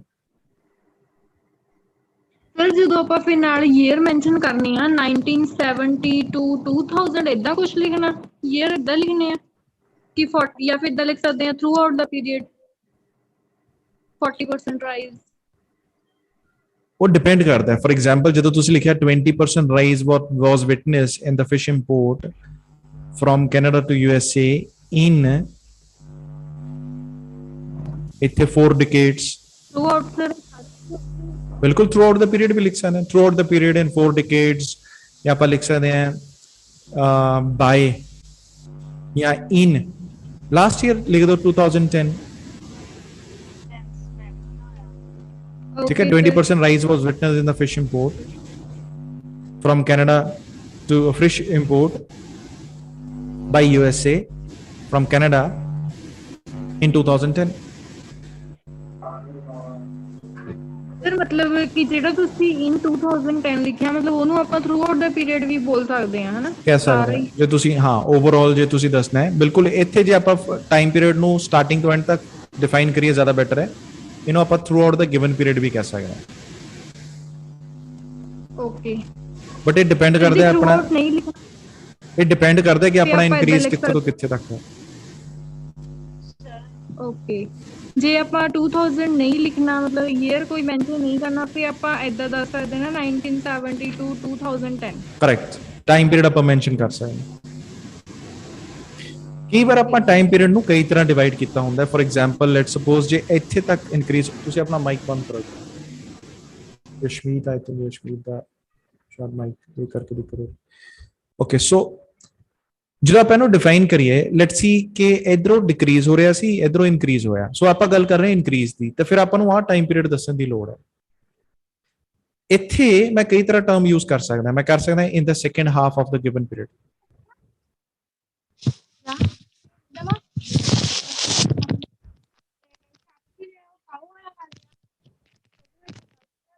in the second half of the given period ਦਾ ਮਤਲਬ ਕੀ ਹੈ ਕਿ ਜੋ ਵੀ ਸਾਡੇ ਕੋਲ ਟਾਈਮ ਪੀਰੀਅਡ ਦਿੱਤਾ ਹੋਇਆ ਹੈ ਉਹਦੇ ਦੂਸਰੇ ਹਿੱਸੇ ਦੇ ਵਿੱਚ। ਜੇ ਮੈਂ ਇਸ ਪੀਰੀਅਡ ਦੀ ਗੱਲ ਕਰਨੀ ਹੈ ਮੈਂ ਕਹਿ ਸਕਦਾ ਹਾਂ ਲੈਟਸ ਸਪੋਜ਼ ਇੱਥੇ ਡਿਕਰੀਜ਼ ਹੋ ਰਿਹਾ ਸੀਗਾ, ਇੱਥੇ ਮੈਂ ਕਹੂੰਗਾ ਇਨ ਦਾ ਫਸਟ ਹਾਫ। ਸਰ ਇੱਕ ਸੈਂਟੈਂਸ ਮੈਂ ਵੀ ਬਣਾਇਆ ਹੈ ਅੱਛਾ ਸ਼ਾਇਦ ਹਾਂਜੀ ਲਿਖਾਓ। in the year 1970 ਚਲੋ ਆਪਾਂ ਇੱਥੇ ਲਿਖੋ।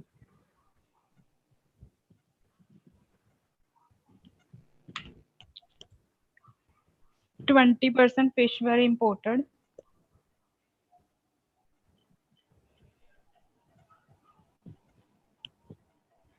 by USA from Canada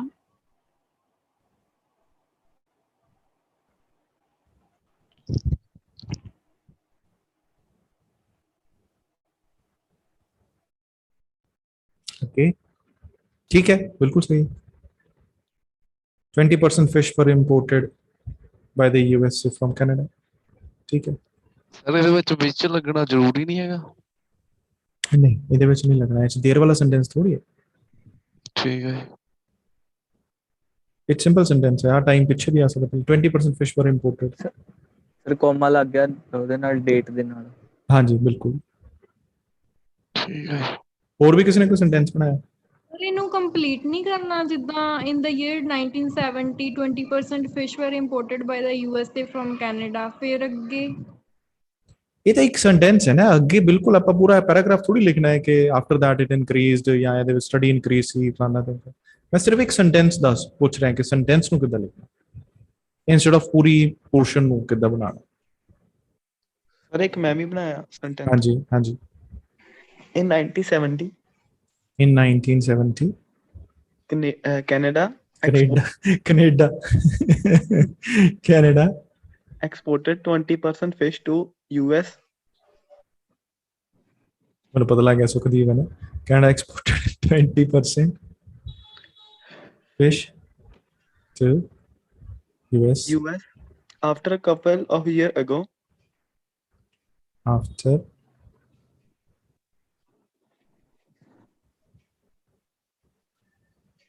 after का कोई couple of years ago। हाँ जी।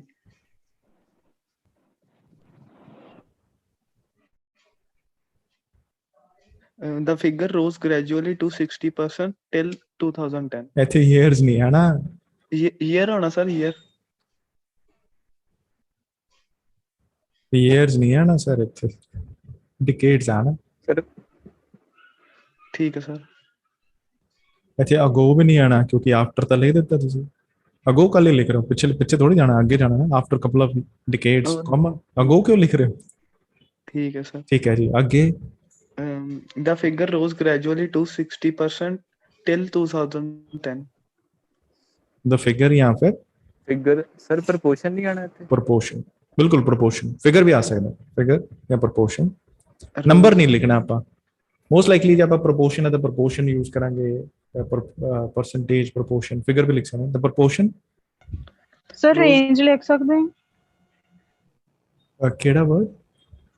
ਰੇਂਜ। ਦਾ ਰੇਂਜ।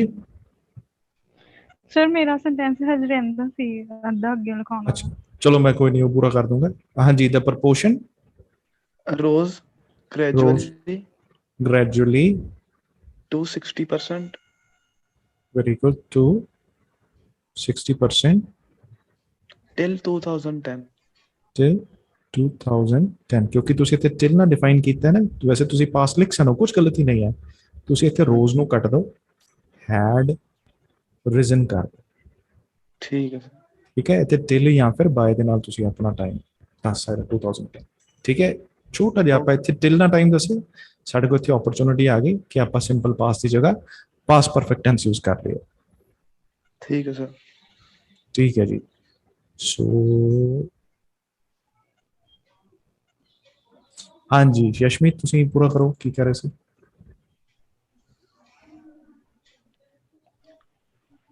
ਸਰ ਅੱਗੇ ਲਿਖਿਆ ਸੀ and this proportion of fish imported. This proportion ਬਹੁਤ ਹੈ। ਹਾਂਜੀ these ਆਉਣਾ ਹੈ ਸਰ, these। ਨਹੀਂ ਨਹੀਂ, ਦਿਸ ਪ੍ਰਪੋਰਸ਼ਨ ਠੀਕ ਹੈ ਜੀ। these ਕਿਉਂ ਆਏਗਾ? ਆਪਾਂ ਜ਼ਿਆਦਾ ਪ੍ਰਪੋਰਸ਼ਨਸ ਥੋੜੀ ਲਿਖ ਰਹੇ ਹਾਂ। ਹਾਂਜੀ, this proportion of fish imported kept on increasing every year.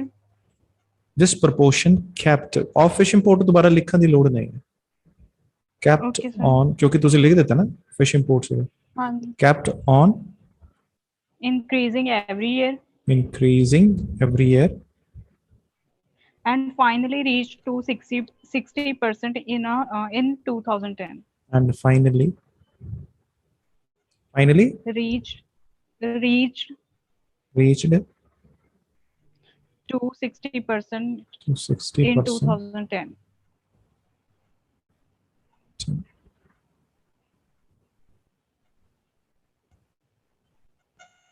ठीक है जी, बिल्कुल सही है। ग्रामेटिकली बिल्कुल सही है, कंसेप्चुअली जो डाटा है वो भी सही है। बट आई वुड एक्सपैक्ट कि तुसी इत्थे जिहड़ा पार्ट है फॉर एग्जांपल सिग्निफिकेंट या सिग्निफिकेंटली, ठीक है, या फिर स्टेडीली समहाउ किसी ना किसी तरह मतलब ऐड करो, बट कोशिश करो कि वो सेंटेंस गलत ना हो जाए, जो तुसी लिखा सही है। So this proportion kept on increasing significantly every year. Sir ਇੱਕ ਮੈਂ Okay, ਬਣਾਇਆ ਸੀ हाँ जी, ਸਰ। ਸਰ ਨੈਕਸਟ ਸੀਗਾ ਜਿਹੜਾ ਸੈਂਟੈਂਸ ਮੈਂ ਬਣਾਇਆ ਸੀ ਨਾ ਯੂਐਸ ਤੱਕ ਉਹ ਤੋਂ ਅੱਗੇ, it can be witness that. very good sir। ਨਹੀਂ ਸਰ, ਜਿਹੜੇ ਸਰ ਸਭ ਤੋਂ ਪਹਿਲਾਂ ਲਿਖਿਆ ਸੀਗਾ ਤੁਸੀਂ आह वाला सी भैया है ना? ਸੈਕੰਡ। हाँ ਹਾਂਜੀ, जी 20%, ठीक है। yes, it can be witnessed that the proportion of fish the proportion of fish had risen significantly to 60% in 2010.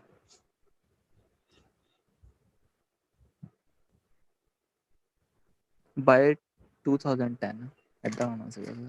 हाँ जी had risen had risen to 60% by 2010. very good। ठीक है,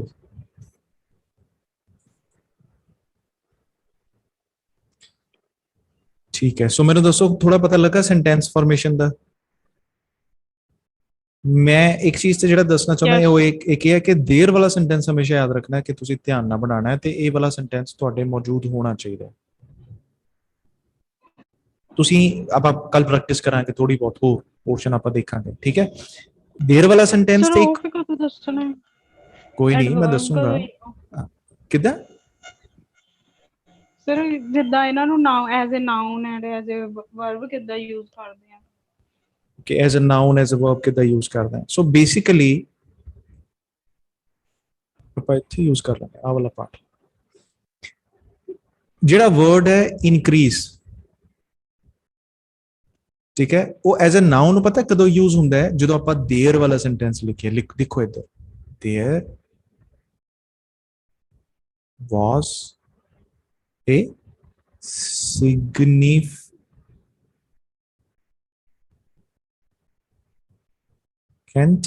ਹੁਣ ਇੱਥੇ ਆਪਾਂ ਜਿਹੜਾ ਵਰਡ ਲਿਖਣਾ ਪਤਾ ਕੀ ਹੈ, ਇਨਕਰੀਜ਼। ਤੁਸੀਂ ਇੱਥੇ ਪਤਾ ਕੀ ਲਿਖ ਦਿੰਦੇ ਹੋ, increased. So there was a significant increase of 40% which was witnessed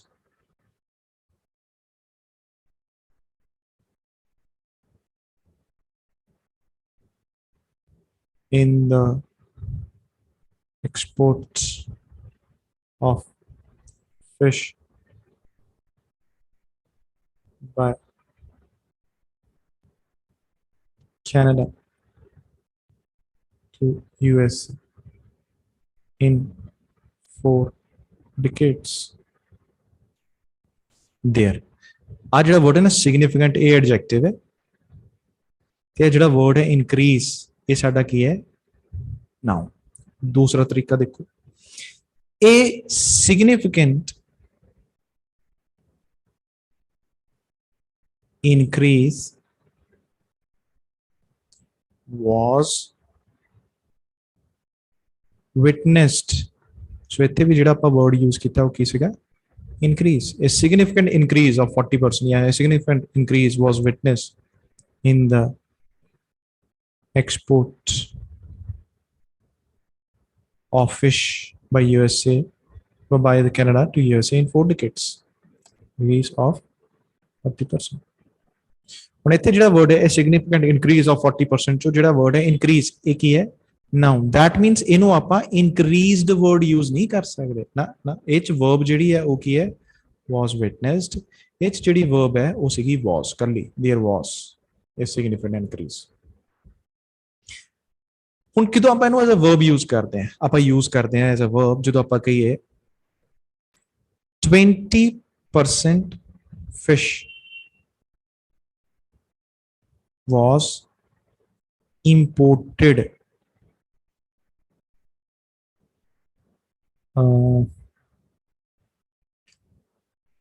नहीं ਆਪਾਂ ਇਹਨੂੰ ਇਦਾਂ ਲਿਖਦੇ ਆ, this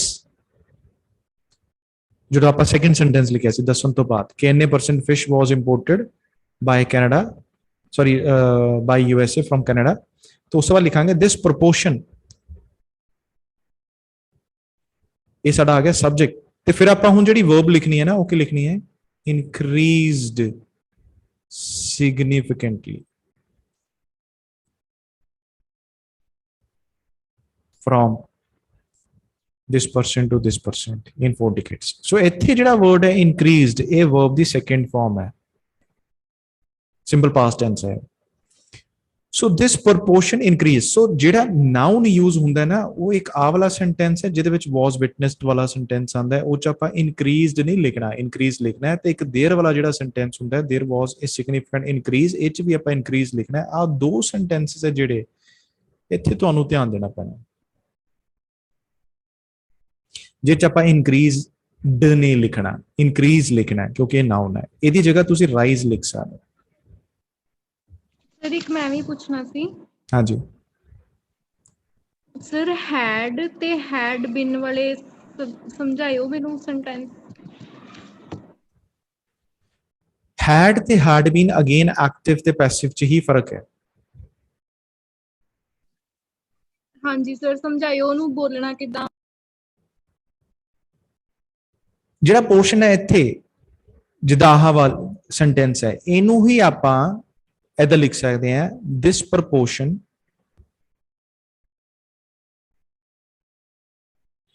had increased to 60% by 2010। ਖਤਮ। ਇੱਥੇ ਆਪਾਂ ਟਾਈਮ ਨੂੰ ਕਿਹਨਾਂ ਡਿਫਾਈਨ ਕੀਤਾ, ਬਾय ਨਾ, ਤੇ ਜਿਹੜੀ ਵਰਬ ਹੈ ਆਹ ਵਾਲਾ ਇਨਕਰੀਜ਼ਡ ਜਿਹੜੀ ਵਰਬ ਹੈ ਇਹ ਯਾਦ ਰੱਖਣਾ ਕਿਹੜੀ ਫਾਰਮ ਆਫ ਦੀ ਵਰਬ ਹੈ, third farm of the verb. ਤੇ ਆ ਜਿਹੜਾ ਵਰਡ ਹੈ had, ਠੀਕ ਹੈ, ਇਹ ਪਰਫੈਕਟ ਆ ਜਾਂਦਾ ਇੱਥੇ। this proportion had increased to 60% by 2010। ਹੁਣ ਇਸ ਪੋਰਸ਼ਨ ਦੇ ਵਿੱਚ ਹੈਡ ਬੀਨ ਇਨਕਰੀਜ਼ਡ ਨਹੀਂ ਆਣਾ, ਕਿਉਂ? ਕਿਉਂਕਿ ਉਹਦਾ ਮਤਲਬ ਬਣ ਜਾਏਗਾ ਕਿ ਉਹਨੂੰ ਇਨਕਰੀਜ਼ ਕੀਤਾ ਗਿਆ ਸੀ, ਇਸ ਪ੍ਰਪੋਰਸ਼ਨ ਨੂੰ ਇਨਕਰੀਜ਼ ਕੀਤਾ ਜਾ ਚੁੱਕਾ ਸੀ 60% ਤੱਕ 2010। ਬਟ ਆਪਾਂ ਪ੍ਰਪੋਰਸ਼ਨ ਨੂੰ ਇਦਾਂ ਨਹੀਂ ਦੱਸਣਾ ਹੁੰਦਾ ਕਿ ਇਹ ਪ੍ਰਪੋਰਸ਼ਨ ਨੂੰ ਇਨਕਰੀਜ਼ ਕੀਤਾ ਜਾ ਚੁੱਕਾ ਸੀ, ਇਹਨੂੰ ਆਪਾਂ ਇਦਾਂ ਦੱਸਣਾ ਹੁੰਦਾ ਕਿ ਇਹ ਪ੍ਰਪੋਰਸ਼ਨ ਇਨਕਰੀਜ਼ ਹੋ ਚੁੱਕਾ ਸੀ, ਇਹਨੂੰ ਕਿਸੇ ਨੇ ਨਹੀਂ ਇਨਕਰੀਜ਼ ਕੀਤਾ, ਆਪੇ ਇਨਕਰੀਜ਼ ਹੋਇਆ। ਸਮਝ ਪਾ ਰਹੇ ਹੋ ਕਿ ਨਹੀਂ?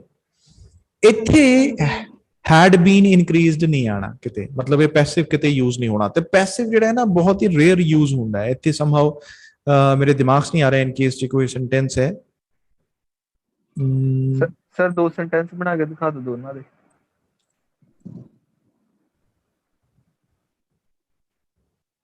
ਆਪਾਂ ਇਸ ਪੇਜ ਤੇ ਚੱਲ ਲੈਂਦੇ, ਠੀਕ ਹੈ ਜੀ। ਇੱਕ ਮੈਂ ਜਿਹੜਾ ਸੈਂਟੈਂਸ ਬਣਾਇਆ ਸੀ ਨਾ was witnessed ਦਾ, ਹੁਣ ਆਪਾਂ ਪਰਫੈਕਟ ਚ ਕਨਵਰਟ ਕਰਕੇ ਦੱਸ ਦਿੰਦੇ ਹਾਂ। ਦੇਖੋ ਇੱਕ ਤਾਂ ਪੋਰਸ਼ਨ ਲਿਖਿਆ ਹੈ, ਮੈਂ ਜਿਹੜਾ first portion C, this proportion had increased significantly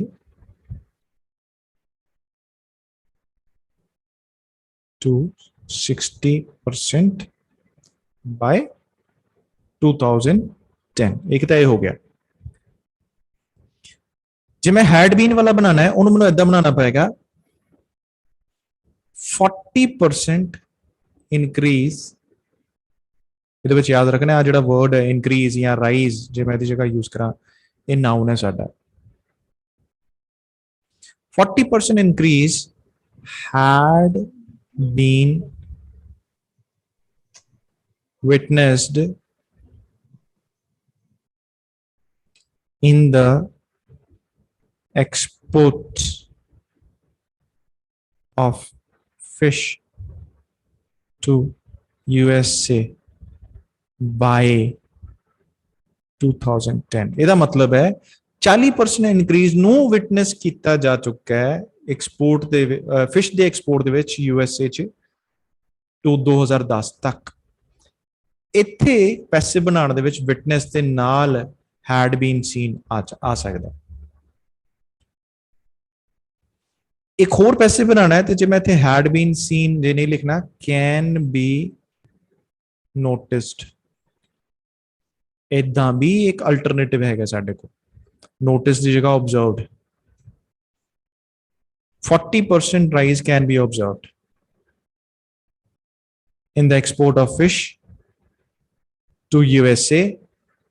ਫਿਰ ਇੱਥੇ by ਨਹੀਂ ਲਿਖਣਾ, in 2010। ਯਾਦ ਰੱਖਣਾ by ਦੇ ਨਾਲ ਜਿਹੜਾ ਟਾਈਮ ਪੀਰੀਅਡ ਹੈ ਉਦੋਂ ਆਪਾਂ ਪਰਫੈਕਟ ਟੈਂਸ ਯੂਜ਼ ਕਰਨਾ ਹੈ, ਭਾਵੇਂ ਐਕਟਿਵ ਹੋਵੇ ਭਾਵੇਂ ਪੈਸਿਵ ਹੋਵੇ। ਪਰ ਜੇ ਆਪਾਂ ਕੈਨ ਬੀ ਨੋਟਿਸਡ ਲਿਖਿਆ ਹੈ ਵੀ ਪੈਸਿਵ ਸੈਂਟੈਂਸ ਹੈ, ਬੜਾ ਸਿੰਪਲ ਪੈਸਿਵ ਸੈਂਟੈਂਸ ਹੈ। ਇਹਦੇ ਵਿੱਚ ਆਪਾਂ ਫਿਰ ਟਾਈਮ ਜਿਹੜਾ ਲਿਖਣਾ ਉਹ ਕਿੰਨਾ ਲਿਖਣਾ ਹੈ, ਇਨ ਨਾਲ। ਠੀਕ ਹੈ, ਸੋ ਆਪਾਂ ਇੱਕ ਕੋਸ਼ਿਸ਼ ਕਰਾਂਗੇ ਨੈਕਸਟ ਇੱਕ ਹੋਰ ਟਾਸਕ ਲਿਖੀਏ, ਇਹਦੇ ਵਿੱਚ ਆਪਾਂ ਜਿਹੜੇ ਡਿਫਰੈਂਟ ਸੈਂਟੈਂਸ ਸਟਰਕਚਰਸ ਹੈ ਉਹਨੂੰ ਮੈਂ ਇਨਕਲੂਡ ਕਰੂੰਗਾ, ਕੋਸ਼ਿਸ਼ ਕਰੂੰਗਾ ਮੈਂ ਉਹਨੂੰ ਇਨਕਲੂਡ ਕਰ ਸਕਾਂ। ਠੀਕ ਹੈ,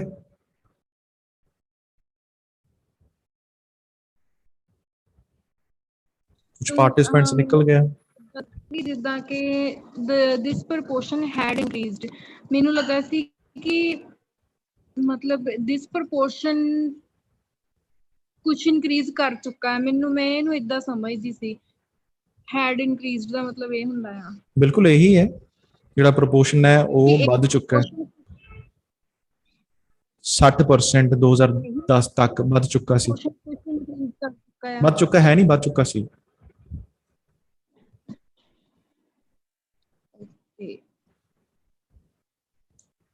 ਇਹ ਸੈਂਟੈਂਸ ਦਾ ਮਤਲਬ ਬਣਾ ਹੈ ਕਿ 40% ਇਨਕਰੀਜ਼ ਵਿਟਨੈਸ ਕੀਤਾ, ਜੋ ਕਿ ਵਿਟਨੈਸ 40% ਇਨਕਰੀਜ਼ ਨੂੰ ਵਿਟਨੈਸ ਕੀਤਾ ਸੀ। ਇੱਥੇ ਬੀਨ ਇਸ ਕਰਕੇ ਨਹੀਂ ਲਿਖ ਸਕਦੇ ਕਿਉਂਕਿ ਪ੍ਰਪੋਰਸ਼ਨ ਨੂੰ ਨਹੀਂ ਵਧਾਉਣਾ, ਪ੍ਰਪੋਰਸ਼ਨ ਵਧਿਆ ਹੈ, ਇਹ ਐਕਟਿਵ ਹੈ, ਇਹ ਪੈਸਿਵ ਬਣਨਾ ਹੈ ਜੇ ਆਪਾਂ ਹੈਡ ਬੀਨ ਲਿਖ ਦਈਏ। ਤੇ ਜੇ ਮੈਂ ਸਿੰਪਲ ਪਾਸਟ ਬਣਾਉਣਾ ਹੈ ਤਾਂ ਵਾਸ ਵਿਟਨੈਸ ਲਿਖ ਦੂੰਗਾ, ਬਟ ਫਿਰ ਮੈਂ ਟਾਈਮ ਨੂੰ ਕਿਹਨਾਂ ਲਿਖੂੰਗਾ, ਇਨ ਦੇ ਨਾਲ। ਤੇ ਸਰ ਮਤਲਬ ਇਹਦਾ ਇਨ ਦੇ ਨਾਲ ਵੱਧ ਚੁੱਕਾ ਆ ਨਾ, ਇਹਨੂੰ ਵਧਾਇਆ ਗਿਆ ਆ।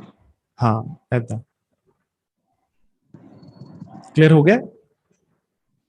ਕੋਈ ਗੱਲ ਨਹੀਂ, ਆਪਾਂ ਡੈਫੀਨਿਟਲੀ ਹੋਰ ਟਾਸਕ ਲਿਖਦੇ ਹਾਂ ਜਿਹ ਚ ਆਪਾਂ ਪਰਫੈਕਟ ਟੈਂਸ ਨੂੰ ਯੂਜ਼ ਕਰਾਂਗੇ, ਤੇ ਘੱਟੋ ਘੱਟ ਇੱਕ ਜਾਂ ਦੋ ਥਾਵਾਂ ਤੇ ਆਪਾਂ ਬੋਡੀ ਪੈਰਾ ਦੇ ਵਿੱਚ ਆਪਾਂ ਯੂਜ਼ ਕਰਾਂਗੇ ਪਰਫੈਕਟ ਟੈਂਸ। ਓਕੇ ਸਰ, ਠੀਕ ਹੈ। ਠੀਕ ਹੈ, ਹੁਣ ਆਫ ਕਰੀਏ ਫਿਰ। ਹਾਂਜੀ ਸਰ, ਠੀਕ ਹੈ। ਓਕੇ ਚਲੋ ਠੀਕ ਹੈ। Good evening, sir. Good Good evening, evening, sir. sir. ਹੁਣ ਤੋਂ ਕਿੱਦਾਂ ਠੀਕ ਸਮਝ ਆਇਆ ਕੁਝ ਜੋ ਵੀ ਆਪਾਂ ਕੀਤਾ ਕਿ ਨਹੀਂ? Yes, ਹਾਂਜੀ, sir. ਹਾਂਜੀ, sir. काफी doubts clear हुए। ਕਾਫੀ ਡਾਊਟਸ ਕਲੀਅਰ ਹੋ ਗਏ। ਹੁਣ ਸਹੀ ਲਿਖੋਗੇ Yes, sir. ਪੱਕਾ? ਹਾਂਜੀ ਕੌਨਫੀਡੈਂਸ ਬਿਲਡ ਹੋਇਆ? पूरी करूँगी। ਹਾਂਜੀ देयर वाज वाले की कोई गारंटी नहीं, देयर वाज वाले Yes, sir. सेंटेंस नहीं। ਨਾ, ਉਹ ਤਾਂ ਤੁਸੀਂ ਕਹਿੰਦੇ ਨਹੀਂ, ਕੁਛ ਏਦਾਂ ਨਹੀਂ। ਮੈਂ ਘੱਟੋ ਘੱਟ ਤੁਹਾਨੂੰ ਹੋਰ ਦਿਨ 2-3 ਟਾਸਕਸ ਨਾ ਸੋਹਣੇ ਸੋਹਣੇ ਵਧੀਆ ਵਧੀਆ, ਜੇ ਤੁਸੀਂ ਕਹੋ ਤਾਂ ਮੈਂ ਕਲਾਸ ਦੇ ਵਿੱਚ ਏਦਾਂ ਹੀ ਲਿਖੂੰਗਾ ਵੀ। ਸੋ ਇਨ ਕੇਸ ਜੇ ਤੁਸੀਂ ਚਾਹੁੰਦੇ ਹੋ ਕਿ ਆਪਾਂ Yes, ਉਹਨੂੰ sir. ਕਿੱਦਾਂ ਸਮਝੀਏ, ਠੀਕ ਹੈ ਜੀ, ਤੁਹਾਡੀ ਚੋਇਸ ਹੈ। ਤੁਸੀਂ ਮੈਨੂੰ ਕਹੋਗੇ ਤਾਂ ਆਪਾਂ ਏਦਾਂ ਕਰਾਂਗੇ। ਉਹਦਾ ਵੀ ਪਤਾ ਨਹੀਂ, ਮੈਂ ਘੱਟੋ ਘੱਟ ਬਹੁਤ ਸਾਰੇ ਟਾਸਕ ਲਿਖੇ ਹੈ, ਪਰ ਹੁਣ ਜੇ ਰੀਸੈਂਟਲੀ ਆਪਾਂ ਨਹੀਂ ਕੀਤਾ ਤਾਂ ਆਪਾਂ ਉਹ ਕਰਾਂਗੇ। Yes, sir. ਸਮਝ ਆਇਆ ਸਾਰਾ ਕਿ ਨਹੀਂ? ਹਾਂਜੀ ਹਾਂਜੀ Yes, sir. ਠੀਕ ਹੈ, okay. So okay, Thank you, sir. Good evening, sir. Good evening, good evening.